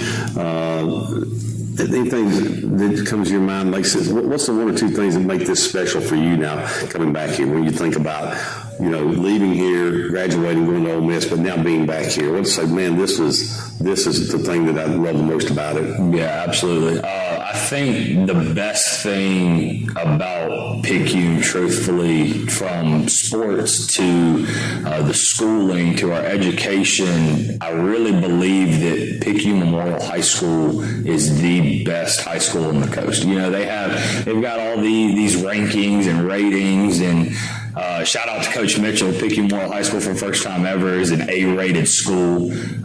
Kind of talking out about football, but she's doing great things at the high school. But leaving here, you know, as a kid, I feel like everybody's trying to get out of Picayune. Picayune's just a small town. Like, got to get out. I got to get away from here. And then when you go somewhere else, you realize, man, Picayune's awesome. Picayune's such a great place to be. The people and the family and the community. This school and this place, it's really special. And I don't think there's many places like this around the state of Mississippi. On top of the fact that we're a very successful program, it's not like you're having to sit here and dread through these weeks to play a game on Friday. We feel like we have a chance to win every single football game. So being able to feel that competitive nature and push these kids to win every single game that they're playing, I love it here. I love Picayune, and I don't plan on going anywhere anytime soon. We're going to stay here for a while. So, well, we're glad you came back to your roots. Absolutely. I don't want to go nowhere else anytime soon. We're going to be here. I love Picayune, and we're going to hunker down. So, appreciate your time, my friend. Thank you, Mr. Carey. You've been listening to the Metal Building Supply Halftime Report. We'll take a break. Tommy and Jacob will be back with you here in just a little bit. When it comes to metal building supply won't be undersold. With over 30 years experience, their team of professionals can assist you in all your metal supply needs. From residential to commercial, roofing, siding, and buildings, metal remains one of the most durable choices in residential roofing. Whether you like the standing seam look of no-show fasteners or a more traditional look where the fasteners show, Metal Building Supply has got you covered.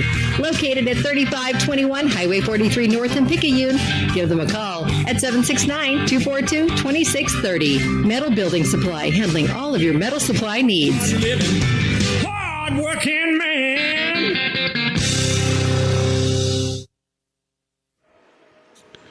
Back here at War Memorial Stadium, we've got about a minute and a half before the end of halftime, and the teams will come back out, and I think they get about 3 minutes to do their stretching and warm up. 35-34 is the score. Picayune leads Pascagoula. The difference in the game so far has been a missed PAT attempt by Pascagoula. I'll give you just a little bit of a rundown of kind of what happened here. It's been a track show, Dalton, honestly, and we'll talk about that here in a second.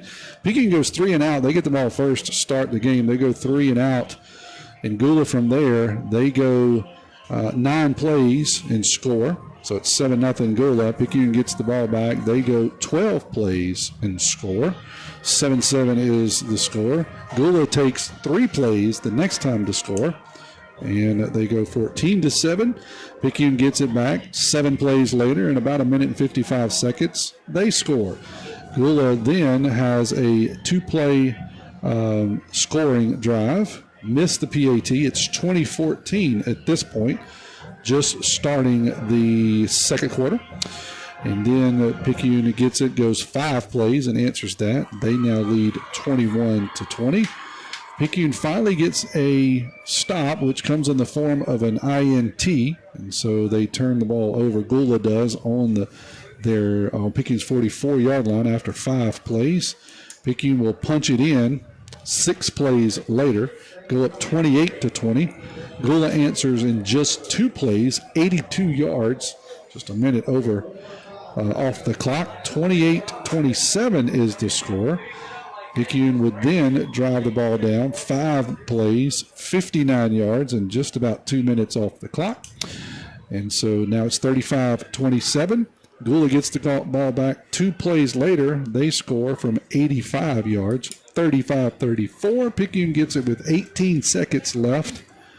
And from there, they run out the clock, end of quarter. I will head over to Dalton. I was just about to call you Jake. I was going to head over to Dalton for a Deanna Hunt Remax Premier Group yardage update for the first half. Dennis has been quietly racking up quite a few yards, right, Dalton? Yeah, Dennis has been doing really good tonight. He's I've got him at 18 rushes for 164 yards, so just shy of 10 yards a carry. So that's a great night for him. And I've got Hawthorne in at 6 carries for 70 yards. And then number 14, Hawthorne, we got him with 2 carries on those what we call the reverse. And he's got 25 yards on the night for 2 carries. So we've been having some good, good performance out of the guys in the backfield. Both teams have scored, quickly and often tonight. Picayune usually has, long sustained drives for the most part, but other than our first drive, we've actually scored pretty quick compared to normal. And then, of course, Gula has been, other than their first drive, their longest drive has been 3 plays since then. We got Norval, their running back. Got him for 6 yards, 6 rushes for 182 yards on the night. So he's averaging about 30 yards a carry. So we got to do something to slow him down, and of course slow down the deep passes. And then if we make a few stops, I think I haven't seen anything that should slow our offense down. Get a few stops and get ahead. Nope. Thank you for those yardage updates. Those are sponsored by Deanna Hunt Remax Premier Group, 601-273-1351. We appreciate her sponsorship. 56 seconds to go here before the end of the half. It's certainly been a interesting half. We thought this was going to be, honestly, thought it was going to be a little bit of a one-sided game. Pascagoula is always going to play us hard. It doesn't matter what the score or what the records show. We knew that, really not to pay much attention. They came in 1-4, but they're a better football team than that. We'll step away here, hear a word from our sponsor. We'll be back in 30 seconds. The teams are getting ready to take the field here in the third quarter. You're listening to Maroon Tide Football on WRJW. Hey friends, it's time for Pawpaw's Campers and Picayune's annual RV open house sales event. If you're looking for a new or used trailer, fifth wheel, or motorhome, make that short drive to Picayune to browse our entire inventory or check it out at pawpawsniceprice.com. Going strong all month long, it's Pawpaw's Campers and Picayune's open house RV sales event. We're not that far from where you are. Come and see us.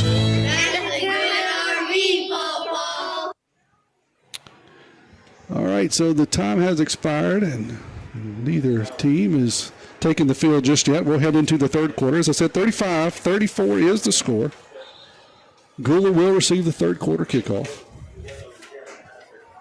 And Dalton, what do you see? I'm going to give you a chance to maybe add some new keys to the game, because I think it's a little bit different game than what we all thought was going to happen here. A little bit of a track meet. I was texting with Jason Pygott here during halftime, and he said came to a football game and a track meet busted out, and that's kind of what happened. I don't think any of us really called that. That wasn't what we were expecting. Yeah, definitely. And, I mentioned pregame that I figured we'd probably have to do a good job of containing their quarterback, number 7. I figured with the athletic build he's got, that he'd probably be able to scramble and run, but he really hasn't done that too much. The run game has been coming from their running back, and so we've got to do a good job of containing him, especially up the middle where he's gotten those breaks, those big holes. So we got to figure out a way to clog that up and then just continue what we've been doing on offense and just scoring. Cruz is going to kick off. It's going to be an onside kick. Gets a nice bounce, and I believe Picayune's going to get on top of the football. We'll see exactly where it is. Picayune's got the football. Let's head down to Kevin for our Picayune Clinic sideline report. I was going to ask you what's the mood coming out of here in the second half, but I think I know what the mood is now. Yeah, absolutely. They're ready to play. Good onside kick there, went just over the first player's head, and then we were able to get on it. Yeah, Cody's reaching back in his Sean Payton playbook there, opening the second half with an onside kick. We talked about it at halftime. We were kind of collectively talking. You really needed to either get a stop or two or steal the possession. And in these types of football games, that's really what it comes down to is can you possess the football more than your opponent? This time we stole one. And we'll see if we can take advantage of it. 1st and 10 from the 50. Going to be handoff to Dennis off the left side. Nice penetration there by Pascagoula, and he'll go nowhere, maybe even lose a play. Or lose a yard, I should say. As he'll fall back to, they're going to say he lost 2 back to the 48-yard line. So it'll be a negative 2-yard run there by Mr. Dennis. Yeah, really got to take advantage of this opportunity, getting the ball, even though we thought we were going to be giving it to Gula there on the kickoff. Take advantage here and go down and score. 2nd and 12, 11:24 clock rolling here in the third quarter, tied up 35-34. First possession of the second half for either team. Toss sweep to Dennis around the right side. He'll fall back across the 50. He'll get the yardage he lost plus another yard or 2 inside of Gula territory here. Down around the 49. So it'll be a pickup of 3 for Dennis. So 3rd down and 9 here. Certainly you don't want to go 3 and out, right, Dawson? You steal a possession. Last thing you want to do is go 3 and out. So we'll see if Todd can get a first down here. Yeah, that's right, Tommy. And right here we are possibly into 2-down territory where we could go for it on 4th down if we get a good enough chunk here on 3rd. But I'd love to go ahead and get the first down on this play. 10 guys in the box for Pascagoula. We're going to try the wingback reverse. We'll get a big chunk, but that's not enough. We'll get down to around the 45-yard line. That's Hawthorne. And that's going to bring up... I believe we're going to have a personal foul on Pascagoula. Okay, thank you for that, Kevin. We'll see. Everybody was pointing to one side, and that's why I kind of looking to see what they were pointing at. These flags are awful because there's a big red circle around the 50 for Pascagoula, and they're throwing pink flags in it. And even in the green, it's hard for me to see it over there on the far side of the field. So we are getting a personal foul against Pascagoula. No, it's offsetting. Oh, I missed the first part. Gracious. So that means nothing. Silliest play in football, I believe. Fourth down. Offsetting penalty. So I bring up 4th down and 5. Todd's going to keep the offense on the field. No, kind of in no man's land here at the 45. Clock is stopped while they figured out all these penalties. Hawthorne and McKinley will be in the backfield for the Tide. Sorry, Dennis and McKinley. Hawthorne is going to be the wing back. He goes in motion. Going to be a toss to him around the right side. He's got a hit of steam. He's across the 40. That'll be enough for an FMB Picayune. First down, hometown community spirit. Hometown community pride. Remember FDIC. That's the toss sweep to the wing back. You don't see that one often, don't you? No, that was a great play. I don't know if I've ever really seen that. Normally we've got the quarterback tossing the ball and then the fullback and the quarterback lead as blockers on our normal toss. But there we had the toss to the wing back, and we had running back, fullback, and quarterback all out front blocking. 12-yard pickup there. PRC is down to Hancock, 27-14. Goshen over Long Beach, 14-0. Ocean Springs, 28-21 over D'Iberville. And Gulfport over St. Martin, 27-0. Thank you, Donald, for those scoring updates. Colt's going to call his own number, and he'll go straight up the middle for a couple of yards. They try the tush push, but it's not quite as successful as some other teams. He will pick up maybe 2. Clock still rolling down. 9.5 minutes to go here in the third quarter. Tide leads 35-34. They are driving in the opening possession of the third quarter after they recover the onside kick. 2-yard pickup there by Colt. Got the ball down to the 35. Dennis and McKinley in the backfield. Hawthorne is the wingback. Colt's going to look under or go under center, look over to the sideline for a change in play. Going to be a toss to Dennis around the right side. He'll turn in from the defensive end. And he'll pick up a nice, respectable first down. Looks like it's a flag on the play. So I think we're going to get called for holding. Okay, I saw the line judge was holding everybody back from moving, so that generally means it's something to go on the offense. So they are going to call us for holding. We'll see where they No, it's a personal foul, but I don't know what. All right, we'll see if that's after the play or what. I don't know. We'll just have to see what these guys are going to do. He was down about the 27, so he would have been very close to a first down. They're going to move it back to the 48. So it's a 13-yard penalty is what that turns out being. It was not after the play because they do not change the down marker. It is second down. So second down and about 15 for the Tide here. 8:40 clock rolling.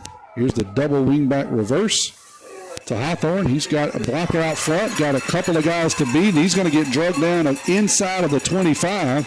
That's a nice run there by Hawthorne. That's a new play that we've started running over the last couple of years, Dalton. It's been successful. Yeah, it really has. A little handoff to the running back, and then he hands it off to the wing back coming back around.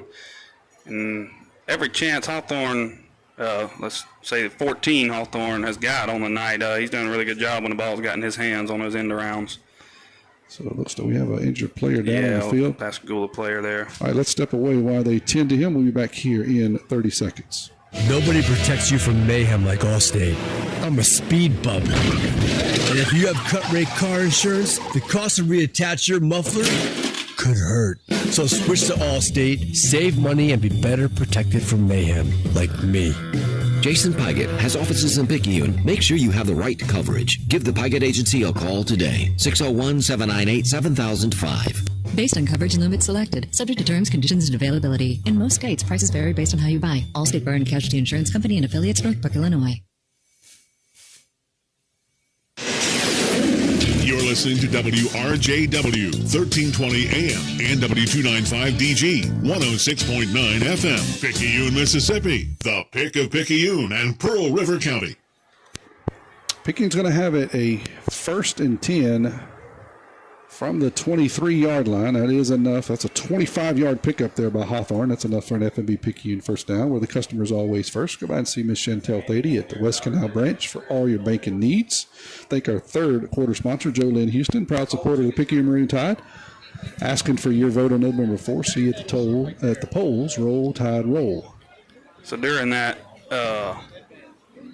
when the player went down for Gula, I believe Colt took his helmet off, thinking it was fine for a timeout, and they actually ruled that he would have to come out for one play. Okay, so Rayburn's going to come in here as he took his helmet off there in the field of play. So Rayburn's going to come in, toss it to Dennis around the left side. He'll cut in behind blockers there. That's McKinley. And also, is that Burnett? I believe it was. It was. AK with a nice block gets him down to this. We'll call it, the 17-yard line, so we'll call it 5. Dennis is quietly adding to his total. We'll get a yardage update from Deanna Hunt here in just a few minutes. Hopefully after a scoring drive here for the Tide. 7:57 to go. 35-34. Oh, we dropped the toss sweep. So there's a pitch back to Hawthorne, and it didn't look bad. I'm going to look at the replay here. Doesn't look like an awful pitch. We just didn't take it with us, Dalton. That's a big turnover for the Tide here. Yeah, that's nothing wrong with that pitch. He was just looking ahead to see where he's going to be running. So head down to the field for our Picayune Clinic sideline report. Looks like we got some other nonsense going on. Yep, we got a penalty flag. It's going to be a personal foul on us. Oh, man. So in addition to a fumble, about 15 yards away from the play. Oh, my gracious.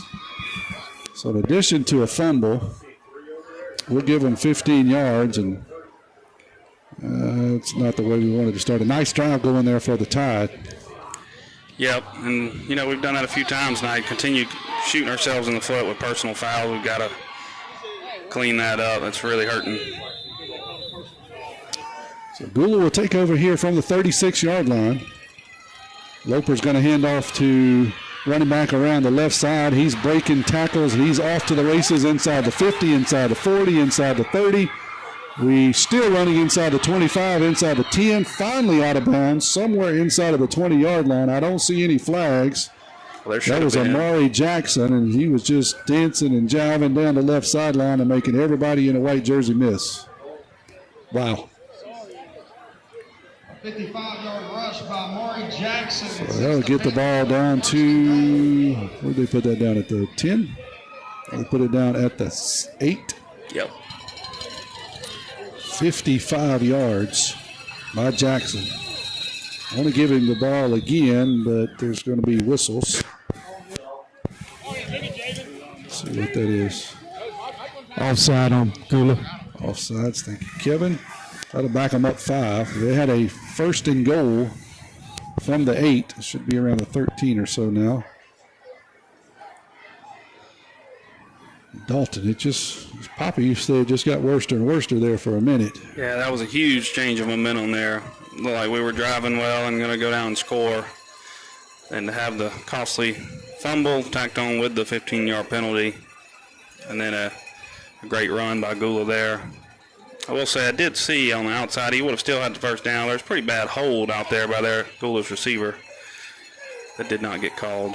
Pistol formation for Pascagoula. Going to hand off on the right side to the running back. That's Scott again. He'll dance back towards the middle, and he'll get inside of the 10 again. So he'll get the penalty yardage back plus more.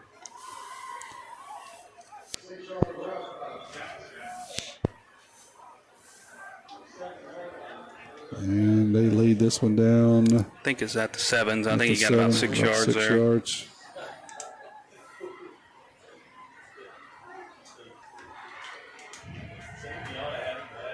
It'll be second down and goal from the 7.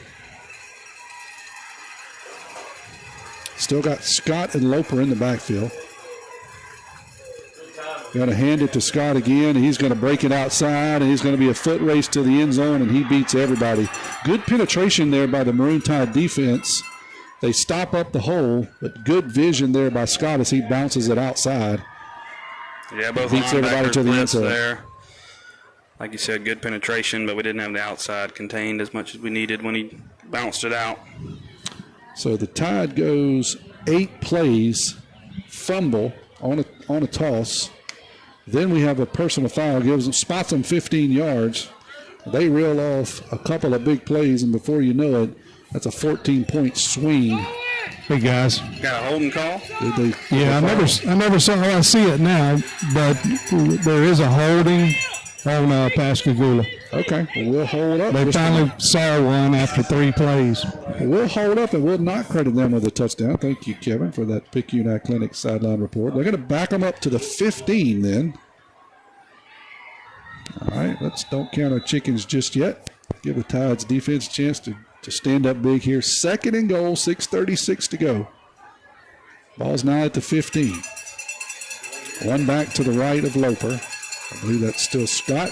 They're going to hand it to him again. Same play, but to the left side. This time defense stuffs it, and he'll go nowhere. Third and goal now from the 15-yard line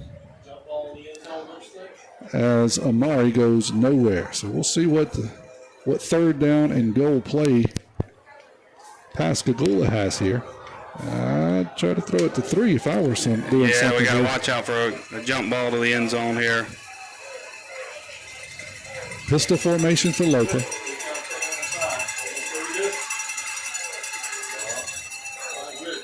This time the Tide's going to call a timeout. We'll take it with them. We'll be back here in 30 seconds. When you wake up with an aching back or sore neck, Dr. Debbie Moore with Moore Chiropractic Clinic suggests you consider making simple changes in your sleeping position to alleviate unnecessary strain on your body. According to the American Chiropractic Association and Dr. Debbie Moore, it's best to...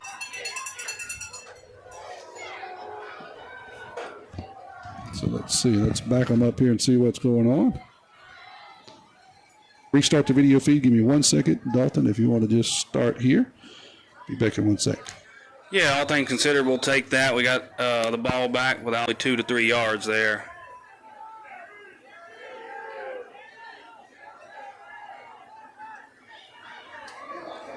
All right, I think we got the video feed. If we, sorry if we lost the video feed. Not sure what happened. It just looked like it went out on us, but I think it's back up now. So let us know if you still don't have the video feed back up. 2nd down and 12.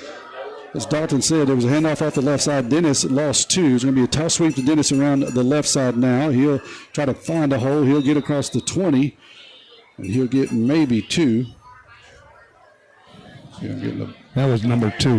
That was number 2. That is Hornberry. Thank you. I believe you actually got about 4 there to get us. All right, so that'll be third down and about 8. Looks like we've got a Pascagoula man down.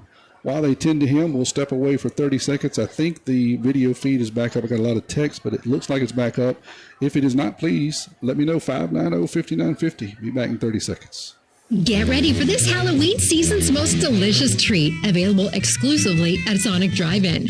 The all-new Vanilla Trick-or-Treat Blast features band favorites, Heat Bars, M&M's Minis, and Oreo cookie pieces, blended with creamy vanilla soft serve, then topped with more candy pieces. Stop by today and try one for yourself at Sonic Drive-In on Highway 11, just north of Highway 43 North. Go ahead, push that red button for happy eating at its best. That's what you get at Sonic Drive-In of Picayune.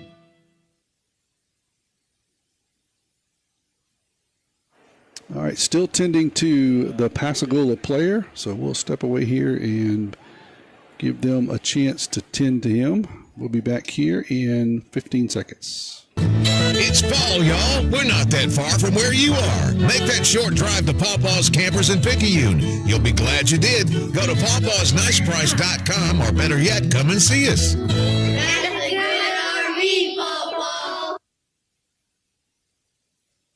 He looks to be okay. He's walking off on his own fruition. Looks to be some cramps. They got him stretched out, Dalton. I think he's okay. I think the stream is fine. So, knock on wood, I think we're okay. It's going to be 3rd down and about 8 from the 22-yard line. We got 4:03 to go here in the 3rd quarter. 35-34, still the score after the missed field goal there by Pascagoula. This is going to be a fake reverse. Wants to throw it to the tight end running down the seam. He's not available. Now he wants to throw it in the flat, and he does complete the pass. That's going to be completed out to Jarrell James, but there is a flag way back around the 20, and I think they're going to get us for a hold. Wow. Good scramble there by Colt Robertson as he wanted to hit the tight end in the seam. Wasn't there, rolled out, found James. Yeah, good job by the receiver there. Once he realized that Colt was scrambling, he actually came back towards the play and was able to get open, but during that scramble we did get a hold, and that's tough on Picayune's O-linemen. They don't usually pass block all that much, and definitely don't usually have to block for a scramble, so it's a little uncommon for them to have to do that. That's going to be a 10-yard penalty back to the 12, so that'll bring up 3rd and a bunch. Got to get it out to the 30. 3:56 to go here in the 3rd quarter, 35-34, Tide leads. It's going to be a trap to the fullback up the middle, and he'll get a couple. I think that's a Ghana. So that's going to bring up 4th down and probably about 13 or so. Tide's going to send the punting unit on. Olds will be the punter for the Tide. They're going to send Amari Scott back deep Amari Jackson back deep for the Panthers. That was a trap, but I think they actually handed it off to Dennis. Oh, did it? Okay. Yep. Thought that was a Ghana. They're a long way over there. These old eyes sometimes get tired. Kevin was jumping in there in the first half, but he stopped jumping in here and corrected me in the second half. End over end kick, taken at about the 45 by Jackson. He'll go around the left side and get down around the 35-yard line. Good field position. I didn't want to hurt your feelings anymore. Hey, that's what we pay you to do down there, is correct this guy up here that can't see that far. So Gula will take over here with 3:08 to go. Been back and forth here in the third quarter. Nobody scored yet. Gula's going to have it at the Tide 31, deep in Tide territory. 3 wide receivers, pistol formation behind Loper. He's going to hand it off the right side, and good play there by the Tide. 53. 53 is Javon Bolden. Great play there. Broke through the middle. Was able to get his hands on the running back and bring him down immediately. So he'll lose 4 yards. That was Norvell. Yep. Is that Norvell number 3? Yep. Number 4. Number 4. That was Norvell, right? Sean Norvell. He's still in there as the back. Loss of 4. Loper's going to still be the quarterback. Norvell's to the right. 1 man in motion. 3 wide receivers. Loper wants to throw the football. He's going to throw it down the middle, and that wasn't close. Overthrew everyone. Bring up 3rd down and long here. Tide trying to, once again, to get another stop. As they've given the ball to Pascagoula deep in their own territory 2 different times here in the third quarter. 2:26 to go. So far, no team has scored. Tide trying to get another stop, as I said. 5 wide receivers, empty back set for Loper. Wants to throw it down across the middle, and that was bounced out to Nunnery. Nunnery was open and just couldn't get the pass over there to him, Dalton. He had plenty of time. Yeah, that was actually kind of weird. He threw the pass, and the receiver that was open, it seemed like he just didn't know the ball was coming to him because it actually landed close to his feet. Yeah, it wasn't a bad pass, you're right. Exactly what I was looking at, Dalton. He just standing down there and he just turned around and kind of looked. I couldn't tell if he didn't see the ball or what. Well, he could have come up and caught it. We're going to try a 52-yard field goal here. The snap is back. The kick is up. It is blocked. It is blocked. So Ty's going to get it at the inside of the 50. So they'll have it in plus territory. Let me see if I can get you a number to see who blocked that. Tide defense stops away. I can't see because my cameraman spun to the right and was looking for the ball up in the air. Other than that, Devin has done a really, really good job tonight. We appreciate him. The end result is, once again, the Tide turns away Pascagoula's offense, and they'll get the ball on the plus side of the 50 this time, Kevin. Yeah, really terrible job by the cameraman there. He's got to really always expect the unexpected there. That's right. He was zoomed in, looking to zoom in on that missed field goal. And just so everybody knows, poor Devin has no idea y'all talking about. He doesn't have a headset on. He doesn't know. 1st and 10 from the 47-yard line for the Tide. Tar sweep to Dennis. He'll try the left side, and he'll get a nice gain, about 4 there on 1st down. Yeah, we need to get back to what we know how to do here and just get 3 to 4 yards every run, start pounding it down. Tide's had a couple of drives. They just need to kind of finish here. Yeah, I mean, think about it. We're almost through with the third quarter after a track meet in the first half. Both teams have obviously made some defensive adjustments. Exactly. Been back and forth here. Less than 2 minutes. I want to thank our third quarter sponsor, Joe Lynn Houston. Proud supporter of the Picayune Maroon Tide, asking for your vote on November the 4th. See you at the polls. Roll Tide roll. Going to be a hand off to McKinley, fullback. He'll get across the 40. There's 3 yards in a cloud of dust. That's what the Tide wants to see here. Clock now under 1:30. Big 3rd down here. Be great to be the first team to score in the second half. Be a huge swing for momentum after we've made a few mistakes to give Gula the ball back. 3rd down and about 4 for the Tide. Ball's at the 40. I formation. That's McKinley and Dennis in the backfield. Toss to Dennis. around the left side. He's going to be really close to a first down. I think he has enough for an FMB Picayune at first down. Come out of the main branch and see Sheila Cooper or Linda Penton. Hometown community spirit, hometown community pride.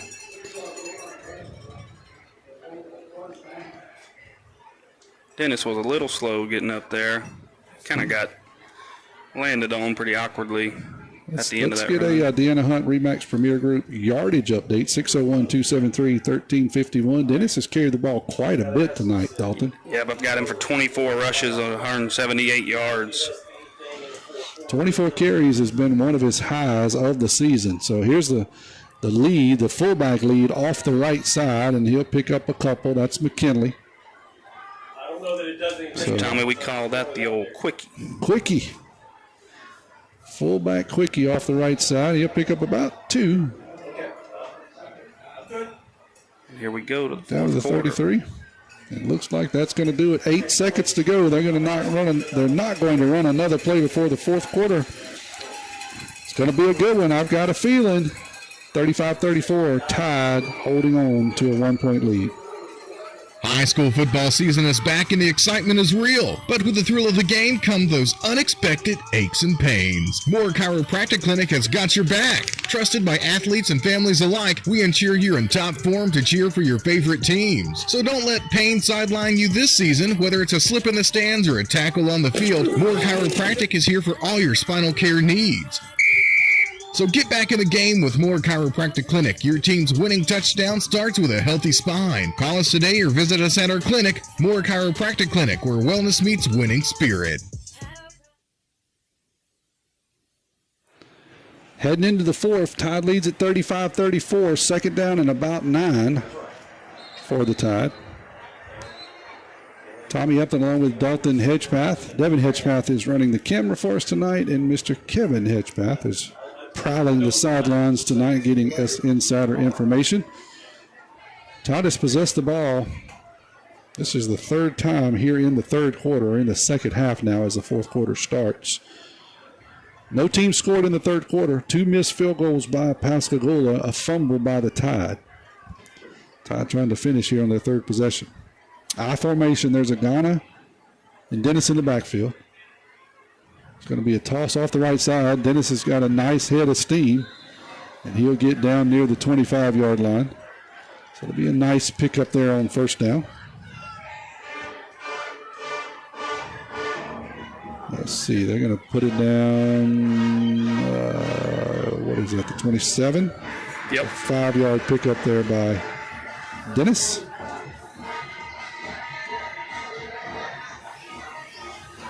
$11:30 to go here in the fourth quarter. Game is slowed down. Kevin mentioned it earlier, quite a bit here in the second half as both teams have made some adjustments. I formation again, toss sweep around the right side this time of Dennis. He'll fall across the 25 and be really close here for another FMB Picayune first down. I'm right here on it, but I think they're going to have to measure it.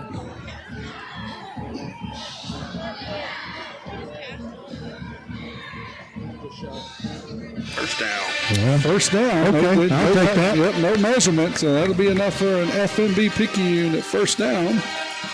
Brought to you by your hometown bank, FMB Picayune. They'll put the ball down at the 24-yard line. So a pickup of 3 by Dennis as he continues to add to his yards. Clock still rolls, 10:40 to go here. Tide trying to tack on another touchdown here late. Hand off to Dennis off the right side. He'll get maybe a yard.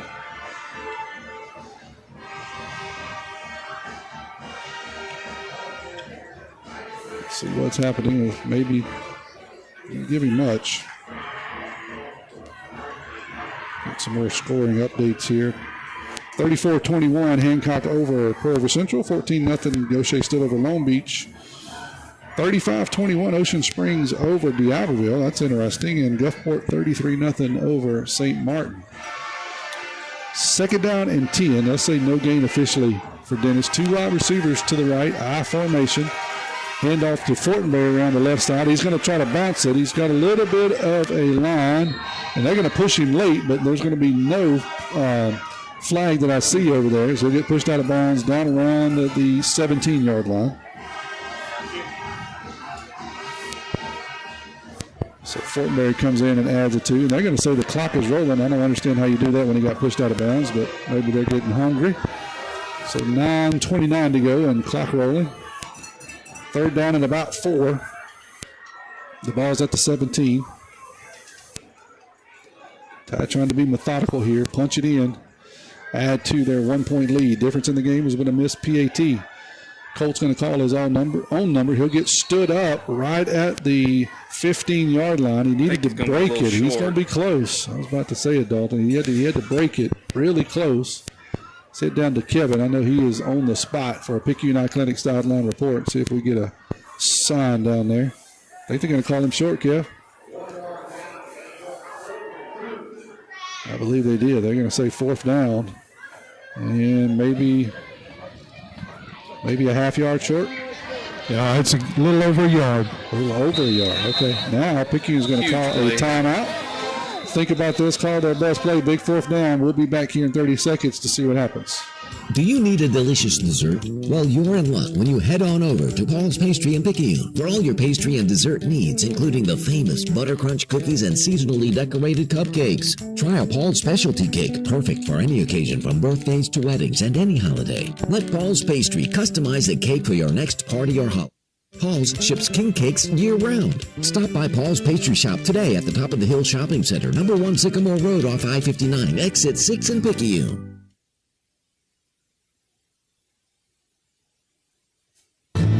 It's fall, y'all. Leaves are falling and temperatures are dropping. If you're looking for a new RV parts, or RV service, make that short.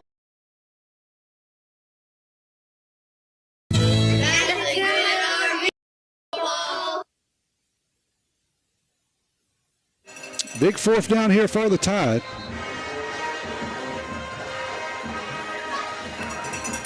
Yeah, we still got a 1-point lead here, but this could be a huge momentum turn whichever way it goes.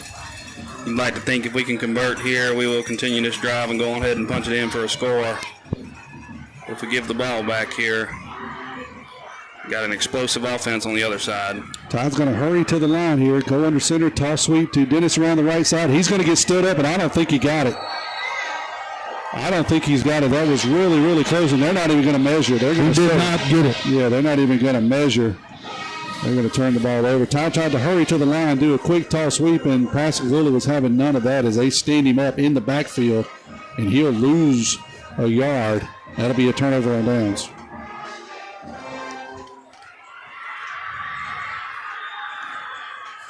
So Tide will go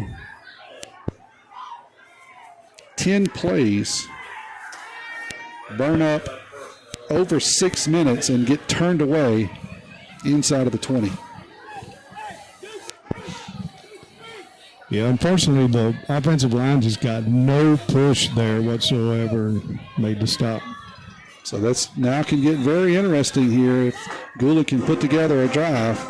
They're going to take over at their 15-yard line. There'll be a handoff on the left side. And I thought we had him stood up in the background there, Dalton, but yeah, Jackson, he's a handful. Yeah, I thought the same thing. Then he ends up falling forward for about 6 yards there. He'll get across the 20-yard line. 2nd down and 4 now for Gula.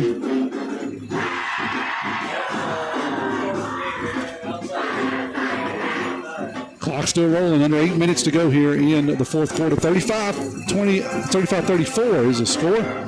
A pass out to the wide receiver. A little bit of a screen, and that'll be enough for a 1st down. They'll say the clock is going to continue to roll. He stayed in bounds. Thank you to our 4th quarter sponsor. Get the care you need when you need it. Maximum Health Urgent Care. Picayune, proud supporters of Picayune Marine Tide.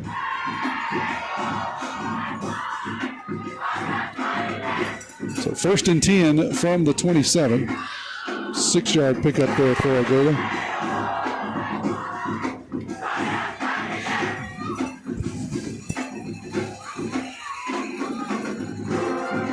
Going to be a handoff on the left side this time to Jackson. Jackson will get across the 30 down near the 35. Tide will stand him up, and not before another big gain there on first down. And this is kind of what they were doing, Dalton, in the first half. They were gashing us on his own read.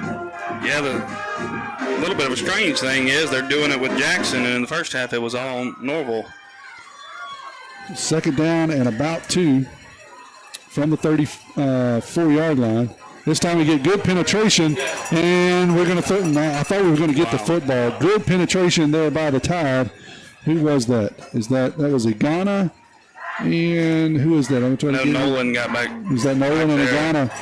Good job by them as they get good penetration and finally get the big defensive end quarterback down on the ground. His first sack of the night. And that'll drop him back, be third down at about 10. During bringing him down, the ball did come out of his hands, but he was able to gather it, bring it back in.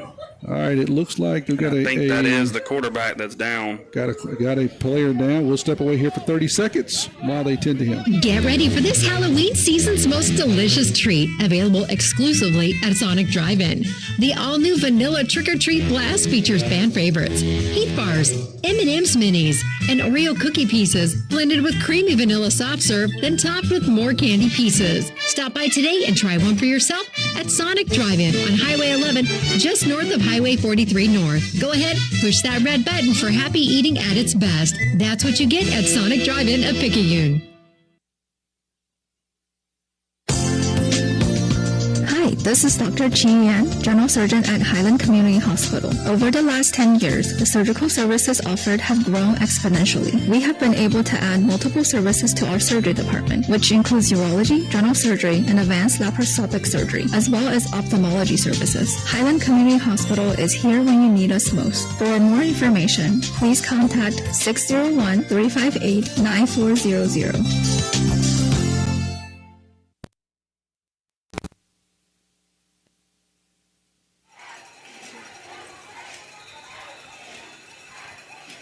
All right, back here, looks like we've got another quarterback in. This is quarterback that was hurt. So they get him out. He was a second-string quarterback. Now they've got a third-string quarterback in. He is number 18, Jackson Glaude. He is a sophomore. He'll take his first snap here, 3rd and 10. He wants to throw the football right out of the gate, and he's going to get sacked, and the ball is stripped away, and the Tide's on it. The ball gets stripped away. Third-string quarterback wants to throw the football, 3rd and 10. Good job there by the Tide as 3 defenders meet at the quarterback, knock the ball loose, and Tide's going to get it. That's the turnover that the Tide is looking for there. Yes, sir. It's a huge play, huge turn of momentum there. Really gutsy call there by Pascagoula to have the sophomore third-string QB come in and immediately drop him back for what seemed to be a deep pass. But we'll take that, and we'll take the ball as well. So it looks like we've got that was the quarterback goes down. He's okay. He's up and walking off. So that's a turnover that the Tide needed after they gave the ball back to Pascagoula. What a complete flip from first half to second half. Back and forth. This is the kind of game, honestly, I was expecting, was kind of this hard-nosed back and forth. Yep. We had a track meet in the first half. So far, 6:36 to go here in the second half. Tide's going to get the ball at the 24-yard line. They're going to hand off on the right side to Dennis, I believe, and he's going to go nowhere. Is that Dennis or Hornberry? It is Dennis. So Tide's looking to try to punch this one in. Ball's going to be, they lost a yard. Dennis did back to the 25-yard line. 6:14 and rolling here in the fourth quarter, 35-34. Tide is holding on to a 1-point lead. Trying to add to it here as they've had the ball 3 times deep in Pascagoula territory and have not been able to do anything here in the second half. Toss to Dennis around the right side, and he's going to fall down. Tried to plant his foot, a little bit of dew on the grass, I'm afraid, and he slips down, and that's going to bring up 3rd and long. 2 negative plays on 1st and 2nd down. Yeah, it's definitely not what you wanted to see. We'll have to draw something up here on 3rd down. This could be 2-down territory if we can get a big chunk here. Don't go anywhere. We'll have the Moore Chiropractic Clinic post-game show, and Dalton will be giving away some awards, too, here at the conclusion of the game. So we're going to shift the wingback and the defensive end. Going to hand to the tailback on a wingback around. I said tailback to the wingback. You knew what I meant. To the wingback around. He's only going to get a couple, even after I did all that talking, Dalton. That's going to bring up 4th and long. So I think you're too long to try a field goal, in my opinion. I think we are going to try it. But we're going to give him. I was going to say, but if we've got one who can do it, he's going to put the ball down at the 31. So it'll be a 41-yard attempt here for Edgar Cruz. 4:45 to go. Snap is back. The kick is up, and it's going to be good. Awesome. Good. Just slipped it through the left upright. Wasn't the cleanest of snap and cleanest of hold. Good job there by Rayburn as he got the snap down. Edgar gets the ball up. 38-34. Tide adds to the lead. We'll be back here in 30 seconds. Pearl River Community College has been providing a quality education to the people of South Mississippi and beyond for the past 110 years. If you or a family member is an alumnus of this great institution, we invite you to support future PRCC students through the PRCC Foundation Scholarship Program. Honor or memorialize a loved one or identify your support for the college by creating a scholarship through the PRCC Foundation with your tax-deductible financial gift. Call Delana Harris with the PRCC Foundation office at 601-403-1191 and make a financial investment in a young person's future at Pearl River Community College. We've been looking for a Mossy Picayune drive somewhere here in the second half. Dalton finally going to get one. Yeah, we got 4 plays there, 2 minutes off the clock, and a 41-yard field goal by Cruz there. Tide goes up 38-34. So not totally what we wanted to see there after getting a big turnover. Would love to have a touchdown, but it's great to come away with points. Edgar kicks it off deep. This is going to go in the end zone and be a touchback. Gould will have the ball on their own 20.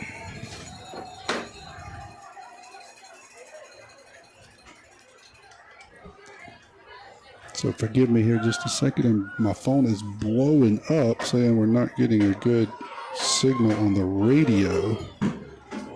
So let me try to correct that, Dalton, if you'll call that. So Goula's going to take over at the 20, right? So it's going to be 1st and 10 at the 20. 4:37 to go here, 38-34.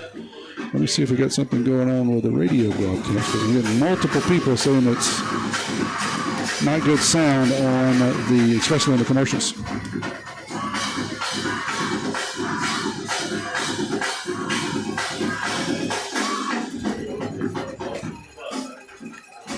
Starting quarterback's back in the game for Goula. He's going to take the snap, looking to pass, getting some pressure. And incomplete pass there. Got pressure to him to where he really wasn't even able to make a good pass. It kind of came out wobbly. So, yeah, something we've been able to do a little bit better this second half is get to the quarterback when he drops back to pass. Love to see that from the defense. Guys are playing hard. 2nd and 10 now for the Tide. Ball's at the 20-yard line. I think I made an adjustment here on a radio broadcast, so let me know if you can hear the commercials once we go back to them. Pistol formation now for Loper. He's back in the game, as Dalton said. Going to be handoff on the right side. That is Norvell, and Norvell for one of the very few times tonight, he goes nowhere as the Tide's going to stand him up. It's going to bring up 3rd and 10. Big third down here, Dalton. That's a great hit by number 12, Omar Scott there.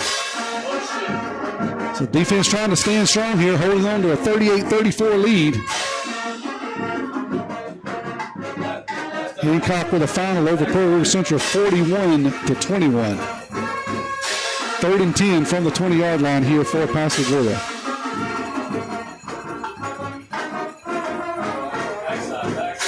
One side, one wide receiver in motion, and looks like Pascagoula is going to call a timeout. We'll take it with them. We'll be back in 30 seconds.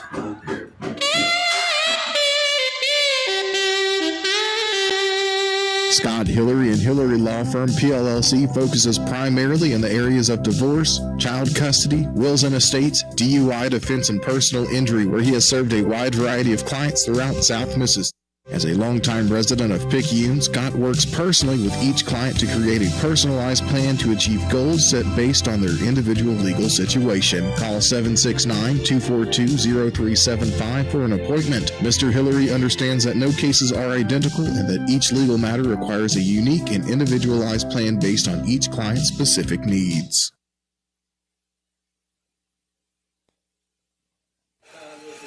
All right, 3rd down and 10. For a goal, a big 3rd down here for the Tide defense. 3:50 to go here in the 4th quarter. 38-34, Tide leads it. We're going to send pressure. Loper wants to throw the football. Got a man running open down the center of the field, and he's going to catch the home run ball down inside of the 40. And they have just seemed to be able to call that play up on demand, Dalton, whenever they wanted to. Yep.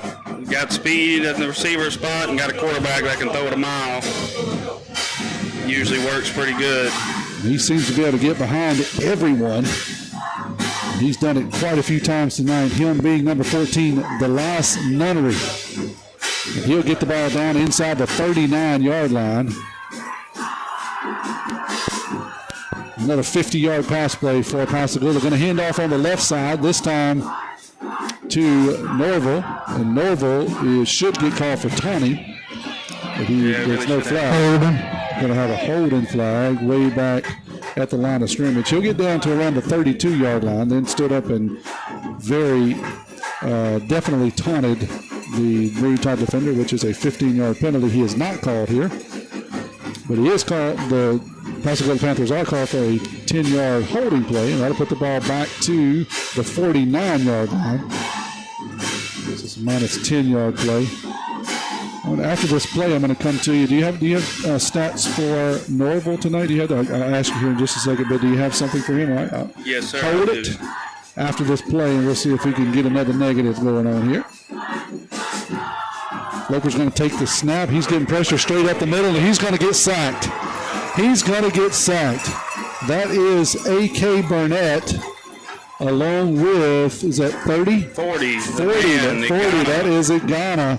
It comes straight up the middle and stops all this nonsense driving down the field. And they got 54 got in on that too, guys. 54 is Burnett. And I believe, let me double check. Get my handy dandy roster, and it is Burnett. So that's going to bring up 2nd down and Gaucher here. They're going to be back at the 41-yard line. They got to get their 41-yard line. They got to get all the way to the Picayune 30. Clock rolling, 2:25 to go. Gula trails by 4. Watch the big pass here. Yeah, they have been able to dial it up when they want to. Wanted to throw a little bubble screen. Now we'll finally get a good defense there by the Tide as Amari Scott comes in and shuts that down. Big defensive play there. I want to thank our 4th quarter sponsor. Get the care you need when you need it. Maximum Health Urgent Care of Picayune. Proud supporters of the Picayune Maroon Tide. So 3rd down and still a ways. Got to get down to the 30. Ball's going to be spotted at the 43. A pickup of 2.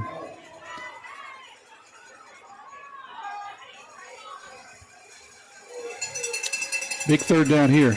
Clock rolling, 1:44 to go. Not a lot of hurry here from Pascagoula. Going to try the home run ball down the left side again, and it's falling incomplete.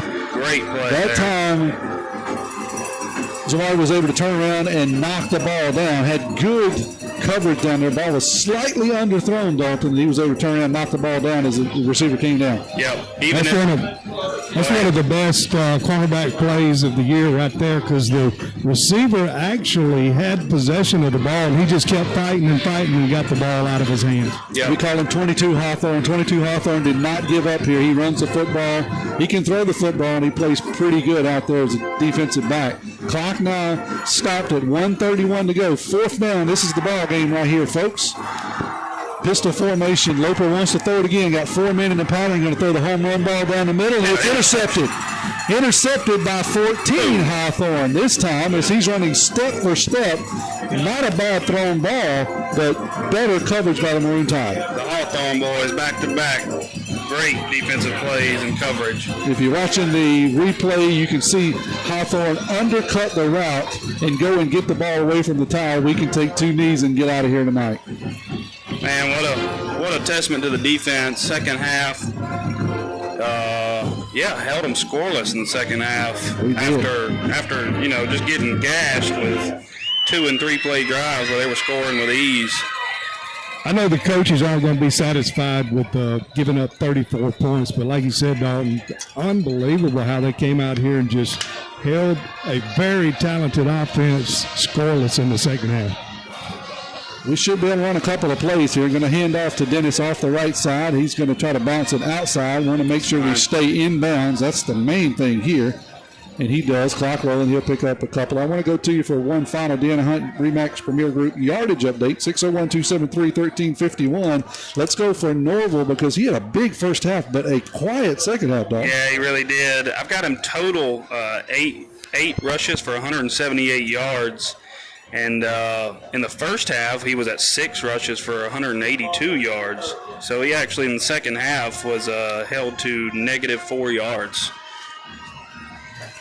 Todd coming under center here. Colt Robertson.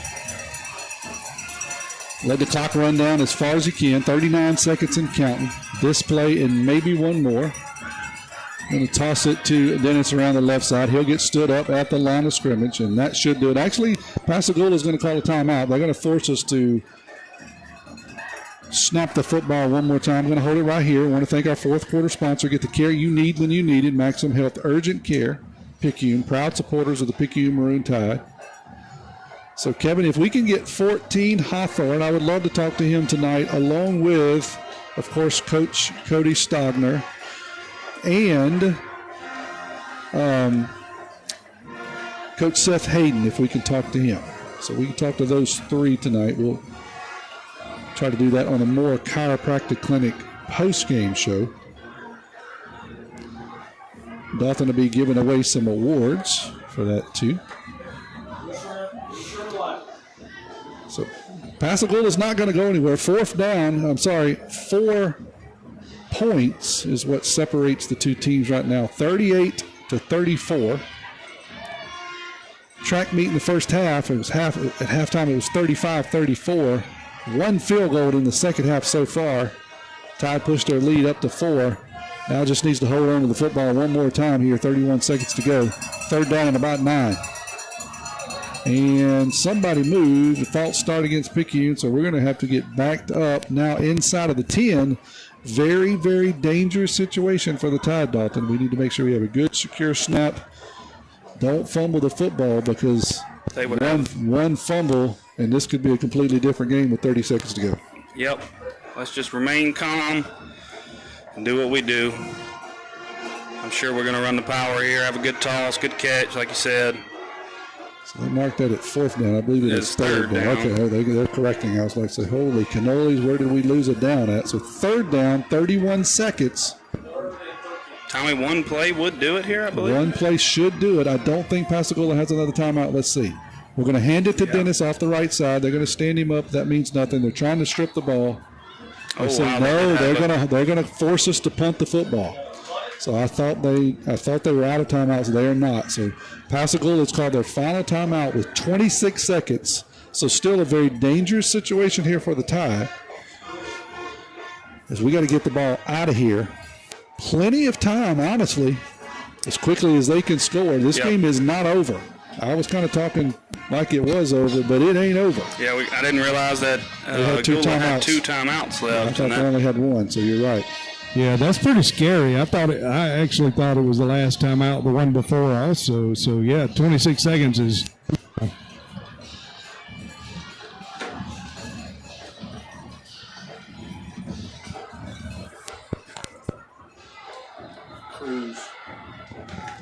Yep. All right, so we're going to send the punting unit on. They're getting a final bit of coaching from the coaching staff over around the 20-yard line. So we'll see exactly. Olds is usually punting. We'll see exactly what the team is going to do here after they line up. So Olds is coming in. He's going to punt. He'll be punting from inside of his own end zone. Matter of fact, he's got his heels on the end zone. It is over. Oh, man. He goes out the back. I wonder if that was on purpose because that's just a safety, so that makes it 36. So it appears that was on purpose, because there was a lot of discussion down there, and the coaching staff is now actually congratulating anyone, which is a smart play because that'll make it 38-36, but now you get to kick the ball off as opposed to trying to punt from your end zone and risking a block punt, which could be completely different results there for Pascagoula. Yeah. All right. Smart choice there. I didn't actually even think of that as being a possibility, but we still got to punt the ball off, have some good coverage down there, make a good tackle. It should take a few more seconds off of the clock when we kick it off. 38-36, 21 seconds to go. A little bit of strategery there by the Maroon Tide coaching staff. Snap it out the back of the end zone. Give up a safety, but then you get to punt it. I think you actually get a free kick, so we'll see if they decide to punt or kick off. Oh, you do get that option? And I believe you do in high school. If Donna was here, he would correct me, but I know in college and pro you do. I believe you also do. I would imagine we would still kick off, even with a choice. The discussion among the coaches were, do we squib it or kick deep? And unfortunately, I didn't hear the final decision. So we'll see what happens. We're going to kick off from our 20. So still 21 seconds, a lot of time here. Only a 2-point ball game. Here's the kick by Cruz. It's going to be a squibber. It's going to bounce at the 40, get down to the 45. Picked up there by number 3. He's dangerous. Get him on the ground. We do. We gang tackle him at the 40. Now they're going to try to throw the ball away, and they're going to say he was down. 3 tried to hand the ball off as he was getting gang tackled at the 45, but they're going to say no, he was down. So 18 seconds, Dalton. They got to go 55 yards, or they've got to get one big play across the middle and try a field goal, because it's only a 2-point game. Yep, that's the very little bit of interesting strategic thought that had to go into it with that safety, giving them the safety, because now they are able to kick a field goal to go ahead and win the game. So now what do? Do you try to back up and just play it safe? Do you try to press them a little bit and risk them getting behind you? It looks like I think we've got to play it safe here. We've been getting beat a lot tonight, but if we could get some pressure here, it would be nice. So it looks like we're going to rush 5. 5 guys in the pattern. That's going to be overthrown and knocked down, incomplete, but only 3 seconds off, 15 seconds to go. So 2nd down and 10. The ball is at the Picayune 49, 38-36. Tide leads it. Tommy, one thing to think about here is I think now they are out of timeout, so to get a field goal unit on, they would have to do it pretty quickly or get up and spike the ball. All right, let's see what happens. Loper's got a pistol formation. Wants to throw a little bubble screen out here to a wide receiver. He's got a guy sprinting down the sideline, and he'll pick up a big chunk down around the 34. Still 9 seconds to go. So here's the situation. They tried one longer than this earlier. So do you try a game-winning field goal here with 9 seconds, or do you try to run a play?